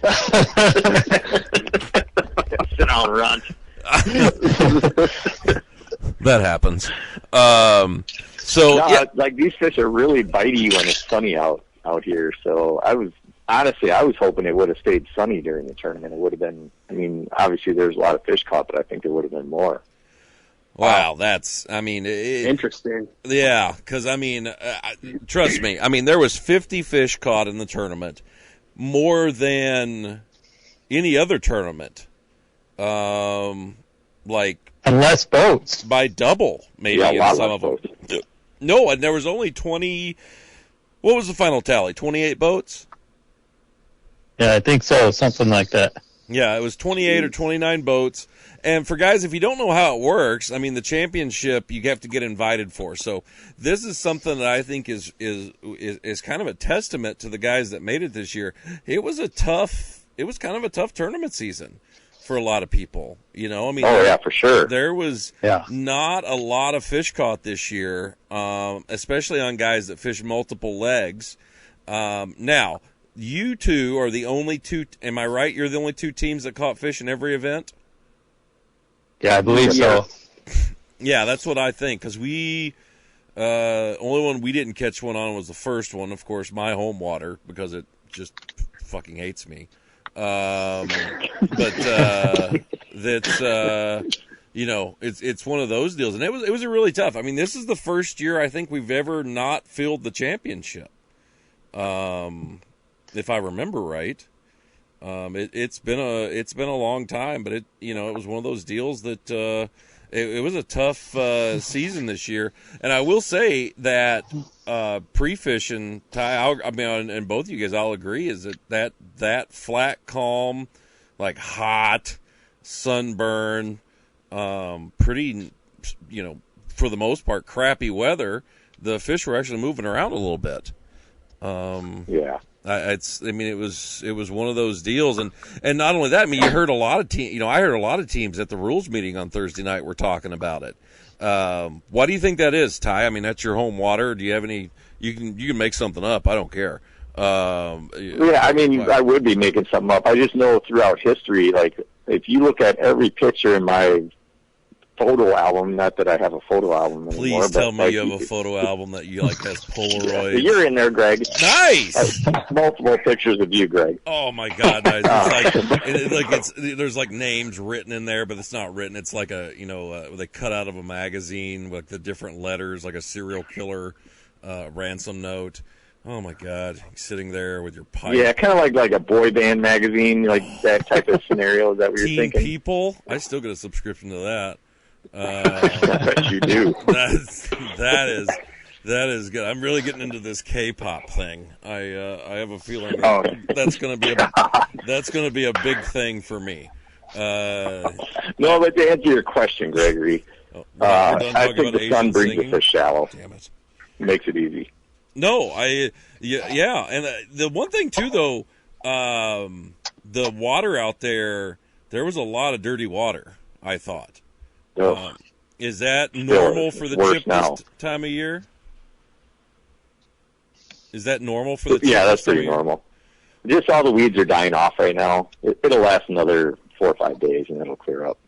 Yeah, well, it's pretty nasty up here in the Northwest Angle. I mean, we caught a fish yesterday, and it was like fishing in mud. I couldn't even net the damn thing. I couldn't see it. Until the fish was out of the water, and it was that just slimy, gross algae shit on the surface that was so thick. I mean, even like our first spot we fished on Friday, we had to have a rag and about every 10th cast, wipe the reel off, wipe your hands off because it was like sliding out of your hands. The shit was so thick. So I was actually surprised to see that much algae.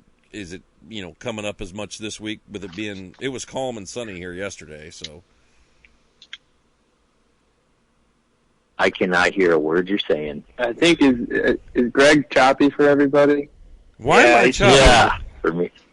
Can you hear me? It was pretty choppy. What about now? Is this better?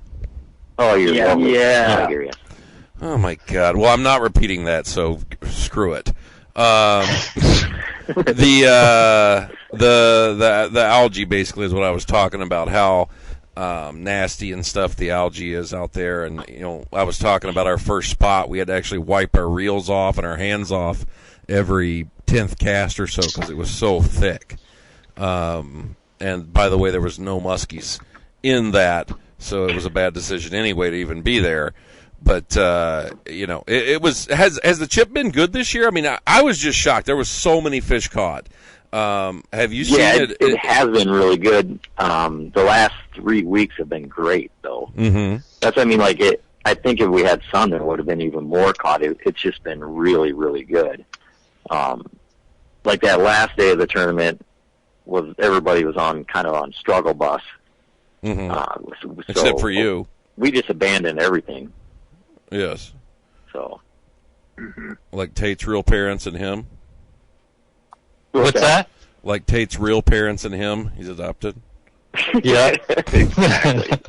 Nice. He just keeps showing up, though. He keeps showing up. He's persistent. That's what I like about it. There you go. Even us, we were fortunate enough to catch the big fish for the tournament, a 50-incher, which actually, that's my biggest Wisconsin. I just not thought about that. That's my biggest fish in Wisconsin. Congratulations. I feel, and I learned something.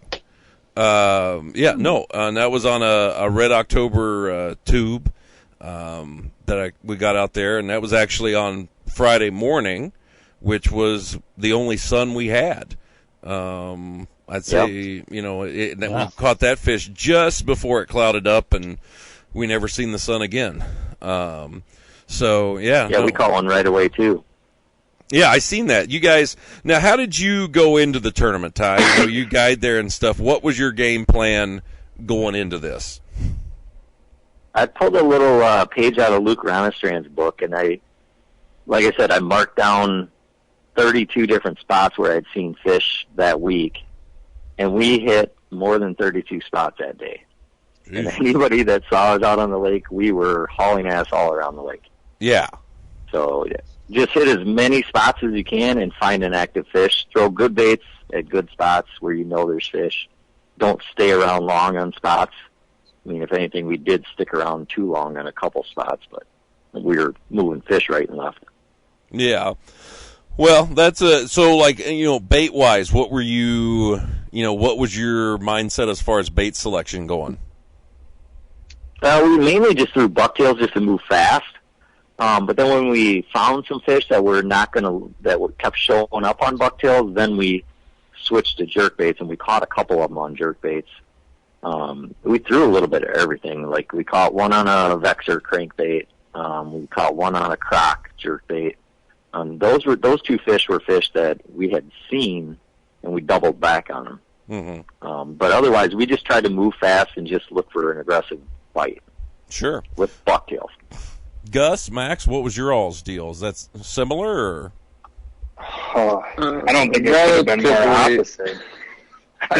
Well, I think we had a bucktail rolling a good bit of the time.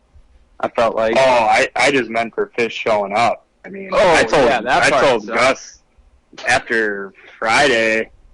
We had our own little interesting story on Friday, but I told him after Ty and Tate got up and talked, and we talked to our buddies Clayton and Nick, who on Friday dumped 4 fish and caught one. And I was like, "There's a party going on," and we just missed the invite because we were struggling, to be quite honest, on Friday particularly. Mm-hmm. What was the story on Friday? You said you said something. No, that's a fun one. We were going to work the spot where I caught the one pre-fishing because we actually had a side image follow the first morning, about 10 minutes into the tournament, go around about 9 times. That thing showed up on side image every single time and then went away. And we're like, all right, we should probably hit this spot if this fish is going to be chilling here. And I think we got done with our 4th time through that spot towards the end of the day Friday, and we turn around, a boat slides in, gets the net out, nets the fish, and we're like, uh-oh. This is going to go like that, this tournament. That was a good, wake-up call to tournament fishing for us, where we were just like, holy crap, did that just happen? And I'm sorry about that, too, by the way. But thank you for waking that fish up. Thank you, Greg. It means a lot. No, it wasn't me, but I would have loved it because I would have just started laughing, I think. Oh, for sure. So we did cheer you on when you caught yours, Greg. You did exactly. We got two fish on Friday. We got the big fish, the 50-inch fish, and then I got a 32 3/4. And I think we seen a couple more fish. But now, our deal was we had like 6 spots, and we were just going to start running them. You know, fish one, move to the other one, and just kind of rotate through them. But for us, everything came on was the Red Octobers. I was throwing tubes. I threw tube all. I never took a tube off, and we had chances. We lost fish and blah blah blah. But Friday was really good for us. We actually had going into Friday. Ty, you were in second. I was in first. Gus and Max were. We should have just called the tournament right there. We should have. I'd be like, let's go. Nope. Yeah, there is lightning. For us. There is lightning everywhere. You see that? This is dangerous. There's a hurricane somewhere, motherfucker. I want nothing to do with it. I'm scared. But no, it was Friday was good. And then let's talk about Saturday. Saturday was, it was a tough day for us. I mean, we were throwing tubes and let's say this. Ty, you guys lost a lot of fish, right? Friday, we lost 5, yeah. And we lost some big ones. Yeah, but that was... we actually had. Yeah. I mean... we had them hooked. Yeah, I mean, and that was the deal on Friday. Actually, a lot of the people in the top 5 were talking about losing fish. And, I looked at Rick, I go... Well, we hooked up, and everything we hooked today came in the boat, so, And then came Saturday. And it definitely changed for us. We ended up losing 3 on Saturday and caught one 34-incher right at the end of the day at like 3:15 at the end of the day. So, I mean, it was, Saturday was a super frustrating day for Team Thomas and Hoover. It was it was pretty aggravating. But Ty, how did Saturday shape up for you guys? Well, I definitely noticed fewer active fish on Saturday. We boated 2. That's the only 2 that actually hit, where we had 7 hit on Friday. So the fish we were seeing were not showing themselves as good either. Like you'd barely see them, whereas on Friday you could see them plain as day. Even in that green water, they'd come in, they'd look almost black coming in. I always say they stand out like a dick in a cake. That's what I didn't want to say it, but I figured I'd let you say it. That's what Grandma Thomas used to say. She sounds like a lovely lady. Yes, that was always her favorite expression. She'd break that out at church, and it was always a crowd favorite. Yeah, but we definitely saw less active fish on Saturday, and then Sunday it was even worse. So then we abandoned everything and went deep.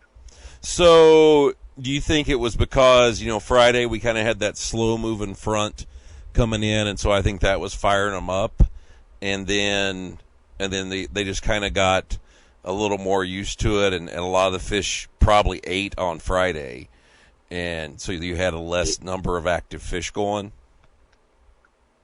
Yeah, but obviously there's a ton of fish caught on Saturday, and I think people figured things out Friday. You come in Friday after the tournament's over and you start talking to everybody and you figure things out. So like going into day 2, you got a little better game plan because you got 29 teams fishing. So you got 28 other people to bounce your ideas off of. Sure. Whether they tell you or you just figure it out the hard way. Brandy old fashions. Figure things out by listening. Yep. Oh yeah, you tend to talk a little on those. That brandy old fashions, baby, that'll get you. That'll loose lip sink ships, and those bad boys will get people talking. Hell, they get me talking. But that's the thing. I mean, like we were throwing rubber. I mean, that's again, like I said, I threw tubes the whole time, and with when I fish rubber and was fishing in thick weeds like that, I don't see a lot of fish anyway. I rarely raise fish. Yeah, they're just going to eat, and so it doesn't bother me that we're not seeing fish. It's just because I know that's probably we're just looking for fish that are going to eat, and if they're they're not going to really follow that in. Gus, Max, did you guys caught a fish on Saturday, so you figured it out, right? Oh, yeah, it took a minute. I mean, we were pretty stubborn on our game plan for some reason after the booming Friday we had. Decided to go back to the spot where I caught one pre-fishing on Saturday morning and ended up seeing a porpoising fish right back at the weed bed we just fished. So I was like, oh, that's great. Then I watched one eat on the surface where we're about to fish. I'm like, oh, that's great. And we didn't move anything, and it took 8.5 hours Saturday to get a fish to eat, the one that was ultimately boated. Did you guys see any fish on Saturday? I mean, did you raise many? We raised none. Oh, well, that's good. You don't want to educate them. You don't want to make them think. So now, how did you guys get your fish on Saturday? Because I talked to you. I think we caught our fish around the same time, right at the end of the day there. We finally realized that we needed to find dirtier water. And we did not have much pre-fishing in dirtier water, to be honest. And it was probably the last hour and a half, and we ran some weed spots, and I think I just started. Max is like, just find any spot. He's like, I don't really care what we fish, just something different than what we have been, because it's been sucking. And I was just pointing at the map and, all right, let's go here, here, and here. And we pulled up to one spot, and I just checked back on the footage on it, and we rolled into the spot and second cast on a suic way up shallow on a bar, got our fish Saturday. And you guys had to have a fish because, for people that don't know, in the championship we fish 3 days, and you have to earn your way into Sunday. And you guys didn't have a fish on Friday. You didn't, up till then, and it was like the final hour, right? Yeah. It was voted around 3:08 or 3:10 or something like that. And I was so out of it, only thinking about sleeping in, seeing the next day's weather, being like, all right, I'm content with how this is gone. And I hooked up and I just yelled up to Max, oh, pike. And it shot about 4 feet in the air, and Chinese fire drill yelling, not a pike, not a pike, not a pike. We just went nuts, and I horsed that thing in so quick. It only did that one jump, and then it didn't really fight at all, which, thank God.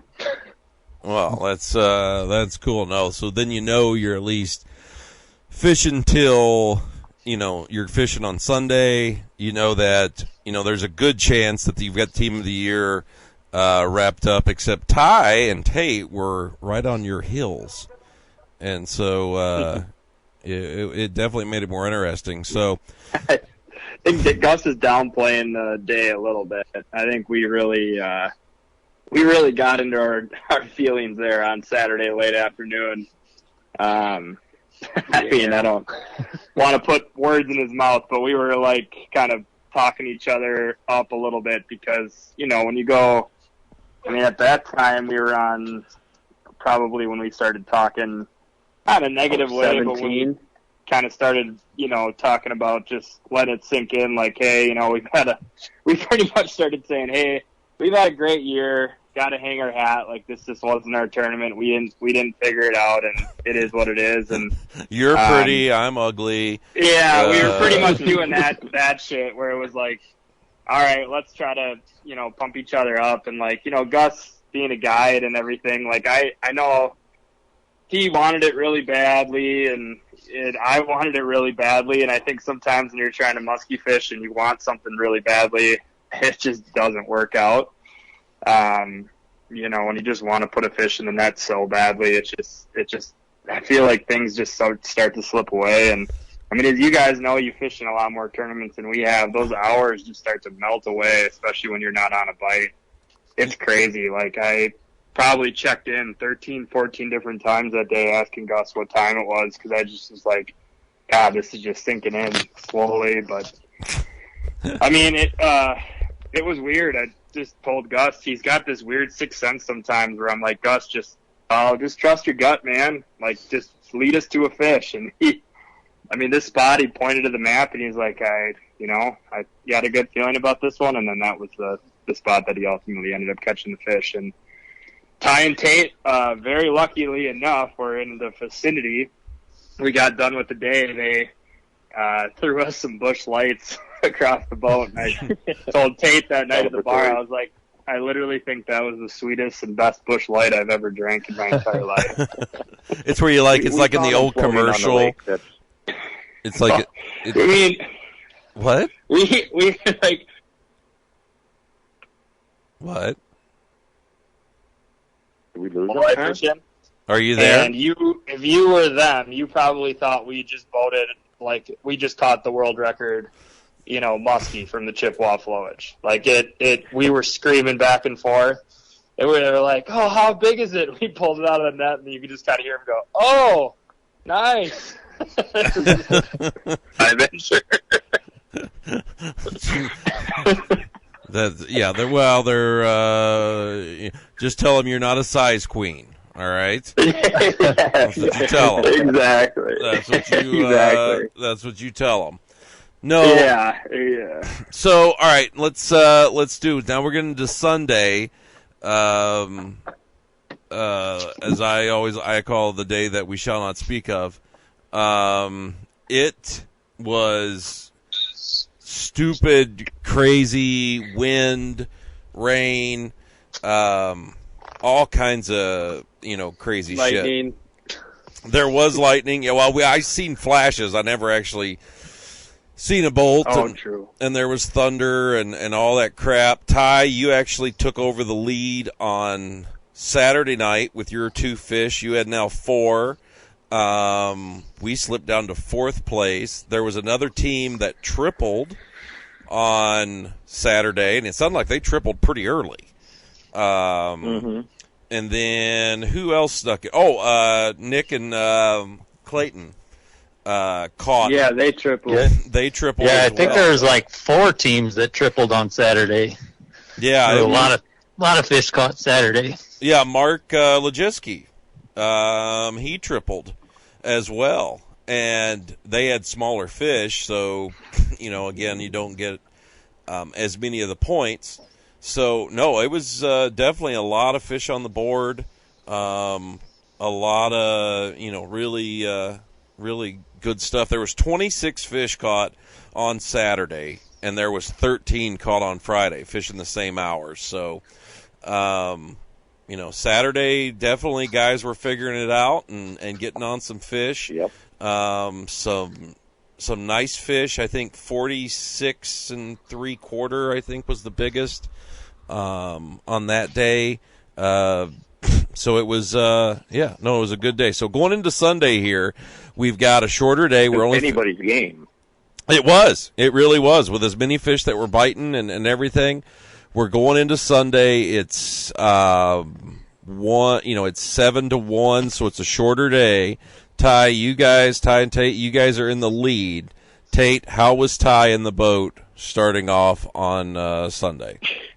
We were a nervous wreck because I think we could kind of sense our fish that we had going, all those 32 spots that he had marked. We kind of sensed that they were gone, like they were leaving. And sure enough, Sunday morning we come out and hit a couple of spots and we don't see anything. Not bait fish, not nothing. So we totally had to switch gears and fish somewhere we haven't fished in a long time. So ended up a good move for us, but we were a nervous wreck for sure.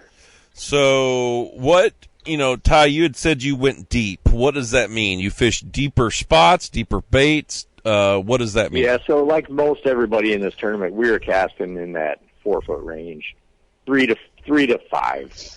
And that's where the majority of the fish are out here at all times. And that last day, I don't know whether it was just those fronts coming through just pushed the fish deeper. And I've seen that a million times out here. When you get a big front to come through, all those fish just get out of the weeds. They just abandon the weeds and they go out deep.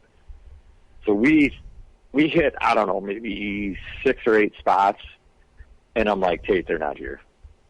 I'm like, we got to do something drastic right now, otherwise we're going to lose. So we went from keeping the boat in 6 foot of water, casting in, to keeping the boat in 18 foot of water and casting to 10 foot. And it worked. What were you fishing? I mean, were you still, what I'm asking is, so was there weeds beyond that 10 foot? Or were you barely? Okay. I mean, we're just hitting maybe the very, very edge of the weeds and coming off of them. Mm-hmm. But the key thing we were doing, I mean, if you're going to get a fish out in the open like that, they're not going to bite unless you do something weird with your baits. So we were casting as far as we possibly could, and then halfway back, burning the baits as fast as we could.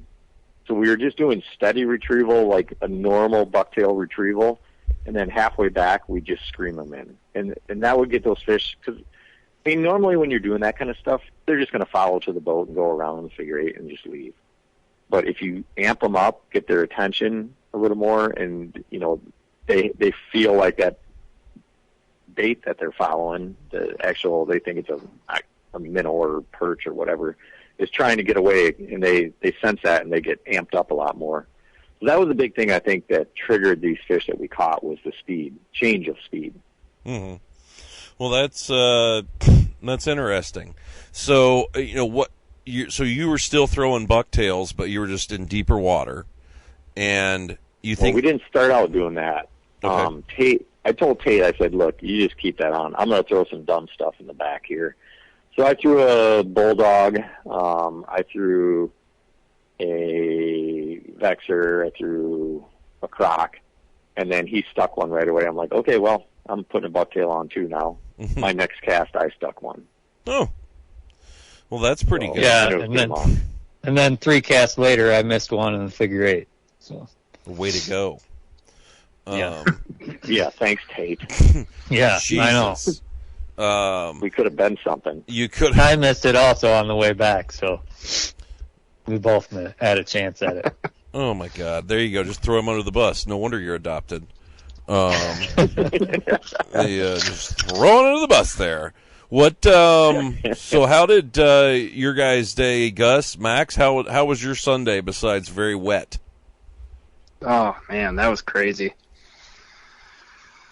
Gus, I mean, we don't really have much to add. We kind of picked up.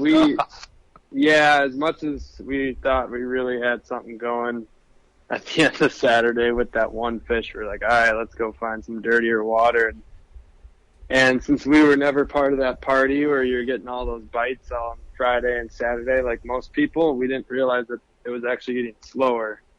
So when we moved to dirty water, and we still stuck shallow, and we raised a really, really hot fish, I would say on borderline slack water, and we couldn't get that one to go. It was a pretty nice fish. Max, you had it up. I don't know how big it was again. Yeah, it was nice, but real quick, one of the interesting things we saw on Sunday morning was we were on one side of the lake that was pretty vacated, and at about, like, I would say 9:30-ish probably, we saw a big migration of tournament boats actually come to our side. So, I guess without trying to be too particular, I mean, I think there was a good bite going on one side of the lake, and then it was interesting to us because we kind of looked at each other like, I wonder if things changed up over there. Because it was just like we were fishing one of the, more transition, type areas that you'd be able to see people, and it was just like PMTT boat after PMTT boat started driving past us. So that was kind of an interesting thing. And then Sunday was weird because, we were fishing an area at one point with no service, and felt like we were about to get hit by that storm. We didn't know if we should get off the water. We were miserable. Hoods were up and weren't really talking to each other. And then, yeah, I mean, we raised that one fish, but outside of that, until we got our second one on Sunday, it was we were just kind of floating around, looking at different spots, trying to stay out of the wind. I mean, with our boat, we can't really battle too well in the wind, so we took the easy way out and, went to some back bays and some slack water. And I mean, we, outside of that, that one fish we raised, it was slow for us. Okay. So now you guys got a fish on Sunday too, right? Yep. Yeah. How did that end up coming to? That one was around, 12:30, 12:35 or something like that. Last, half hour of the tournament, and it was the same thing. We kind of went back to the area where we got the fish on Saturday, and there was a boat planted right in our spot where I wanted to be, and I do like this big old 360 of indecisiveness with the boat while going fast, and I'm like, I don't know, and I just looked at a spot and went flying in, and it was almost like deja vu from Saturday. We rolled into the spot, and right as we were getting into the shallow water, within the first 5 minutes of being there, Max got the Sunday fish in the figure 8 on the bucktail. Nice. So yeah, Gus, do you want to tell them about that fight at all? Because I mean, I guess we the talked about fight the ceremony, but yeah, the fight is pretty nuts. We had, like Max said, we had our hoods up, and you can't really hear anything. It was at this point almost torrential downpour, and we also thought we also thought all day Sunday that we kind of assumed we were going to need a fish, because I think at that point the way it all laid out, I might have missed this, you might have laid it out, Craig, but like for the whole team of the year thing, Ty and Tate were right behind us, and Stella so eloquently laid it out at the bar the night before that we had 2 teams behind us after Saturday, and if they caught a fish and we didn't, and Ty and Tate won, we would actually be bumped out of that position. So we kind of were pretty gung-ho about getting a fish on Sunday to wrap it all up. Right, yeah, and so we, at that point definitely wanted a fish still, but, last 30 minutes we were like, if it happens, it happens. If it doesn't, it doesn't. We'll just see how the chips land when we get back to the awards. But when Max hooked up and I saw it out of the corner of my eye, barely, and I don't even know if I heard anything, if he said anything when he hooked up. He probably did, but we scrambled. I just dropped my rod. I had the lure way out there and didn't even reel it in, and I get the net, and Max starts taking it around the trolling motor and then around the boat, and then that thing just kept going and going all the way to the back of the boat. He was running with it, and he ran into me. And because I was maybe going to get the net up, but this fish was going nuts. And the net got totally stuck in our GoPros in the stern. We had them on a Yellowtech stick out of the light pole mount. So I got the net stuck in there, and then that fish kept taking him around the motor, like in the back, and I ended up just tearing the GoPros down with full force, so that footage is gone. And then from the force of ripping the GoPros down, I run a tiller, and then I just get caught right in the tiller handle of the motor. And Max is still trying to run with the fish because it's actually almost taking it to the other side of the boat in the back behind the engine. And while this is happening, Max has his drawstring on his hoodie get wrapped in the reel handle, and it's so wet out that when he's free spooling it, because this fish is going ape shit, it bird's nest. And then he tries to reel down over the bird's nest, and he can't because the drawstring is locked to reel. So Max is probably in I don't even know where you are in the boat at this point. Maybe in the back. I don't know. Yeah. My hood's up, and I was trying to untangle that net from the motor, and I don't even know how you pulled the fish in. Did you have to back up in the boat, or? Yeah, I just kind of kept moving to different sides in the middle of the boat, and just the rod was going in like crazy, and I couldn't see the fish. I could hear the fish, and it just was going left. It was going right. It was going down. It was going up. I just kept screaming net, and I was trying to pay attention to my reel. I was trying to untie my drawstring for my reel, so I wasn't watching what Gus was doing, and I was thinking in my head, like, what the hell is taking him so long? I didn't realize that he had tangled the net in the tiller, and this fish is just going crazy, like right by the motor. And yeah, I don't know. It worked out, but it was a pretty anxiety-inducing 30 seconds or whatever it was. So you're saying it went smoothly? It was the worst net job we've ever had. Ever. Well, I had a pretty close one this summer, but we won't talk about Oh, yeah, that's right. We don't talk about that. It's like Baltimore. No one, don't say the name. So that gave you guys your second fish, and that pretty much sealed up the deal for the team of the year for you, and you guys were able to do that. Now, Ty, Tate, your all's fish, you guys had nice fish, right? If I remember right, you had the one big one, but then were they all over 40? Ty's was 39. not. Yeah. Oh, okay. Come on, Tate. So, but you got a 49 and a quarter, I think, and a 44. Was that it? Yeah. So, 44 and then his 39. maybe. Yeah. Oh, okay. So you guys basically spanked it. You guys had 4 fish going into that day. Then you get 3 that day. So you guys had 7 fish. I would have never thought the Chippewa Flowage tournament would take 7 fish, to win. I just, normally, in the past, 3 fish would pretty much win it for you. But it was, the bite I told Tate ahead of time it was going to take 7. That's the number I told Tate ahead of time. Oh my God. Yeah, he told me that on Thursday. I'm glad you didn't tell me that, because I'd been like, well, we're not doing that. I guarantee you my ass probably won't get that many. Although we were getting like... Go ahead. Go ahead. No, what were you saying? We were getting 2 a day and not hitting nearly as many spots. Sure. So, yeah, like weeks. Yeah, no, it sounds like it was good, and it definitely was. And we had the weather coming in; it was all nice, perfect. So it definitely got the fish up and going. So it was pretty cool though there at the awards thing. Rachel was there. You had the boy, the kids there. You had a lot of the family friends there. It was pretty cool to see you guys win it. The one thing I want to ask is, what now are you doing with the boat? Is this like, are you gonna, Tate, you get a new boat, or are you guys gonna sell it?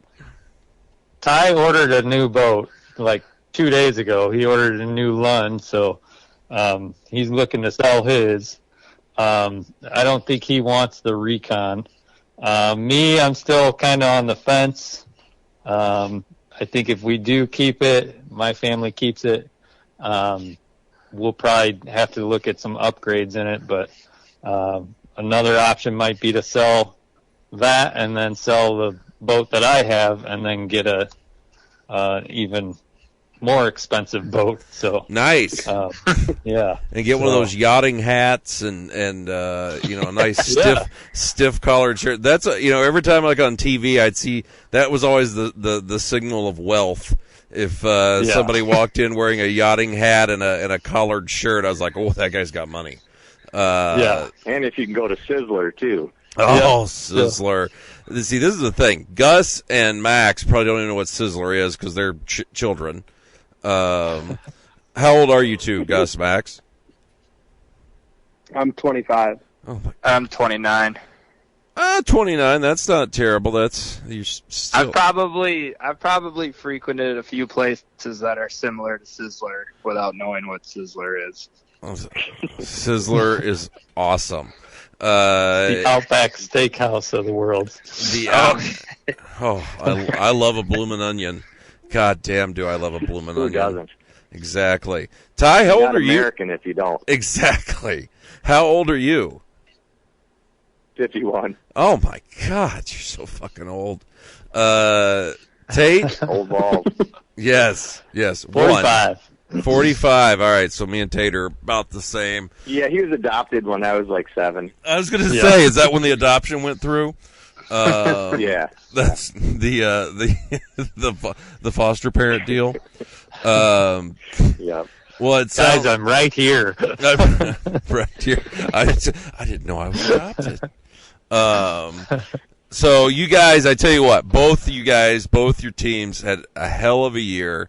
Were able to do some really cool stuff on the water. Everybody caught fish. The only 2 teams this year to catch fish in every tournament, which is that's something to be said. I always like it. You know, you talk to guys that don't fish them. You know, like you didn't even catch a 30-incher in a 2-day tournament. I'm just like, listen here, motherfucker. You take a turn at this. All right, you take a turn at this. Let's just see. Put your money where your mouth is. Let's talk about this. But no, it's a pretty damn cool deal. I'm glad to see. I'm glad for everybody in it and stuff. And we got big fish. We got the tap money. So we got a little cash out of the deal. So that was pretty good. Gus, Max, you guys get free entry into all the tournaments next year. Are you guys going to do them? Oh, we'll be back. Yeah. Oh, yeah. Oh, yeah. You'll be back defending your deal. Ty, you're going to be number 2, right? Yes, sir. Yep. You got free entries in 2 tournaments. And Gus, Max, you're going to start the year in first. And Ty, you're going to be second, and I think Mark Rue and Dwayne Landmeyer are third. They're going to start in the 3rd position for the year. Guys, it was a good talk. Go down. Anything you guys want to promote? Gus, Max? I don't have anything, but Gus, you want to talk about your guide service? Sure, yeah. I offer a guide service here in northern Wisconsin, like the Vilas, Oneida County area. I'm based out of Eagle River, Wisconsin. I have a website. It's www.sugsfishing.com, spelled S-U-G-S, fishing. And my cell phone number is 920-264-3816.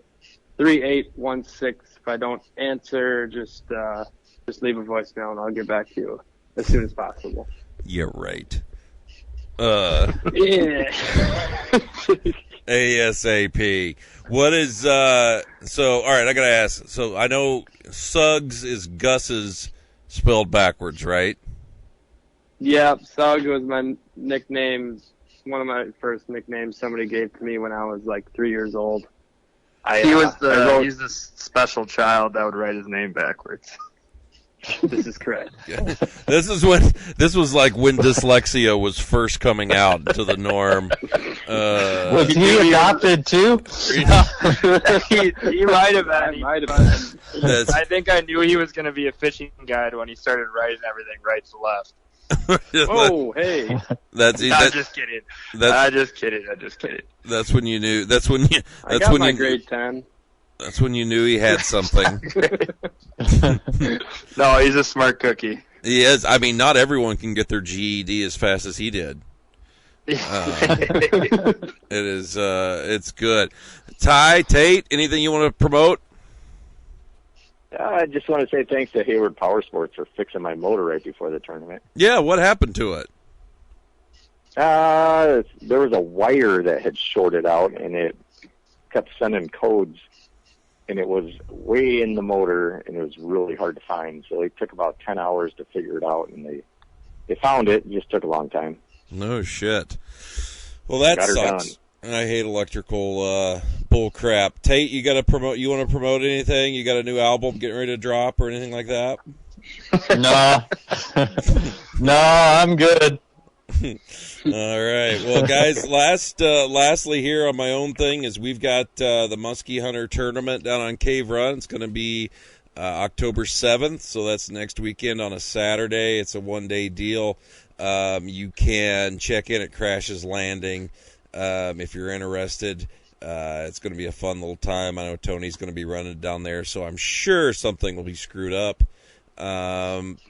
And yeah, so make sure you check that out. You can always text Tony on the Lungin Lures text line at 606-776-6570, or give him a call, because I love giving his number out to random people, 606-776-65, no, 667.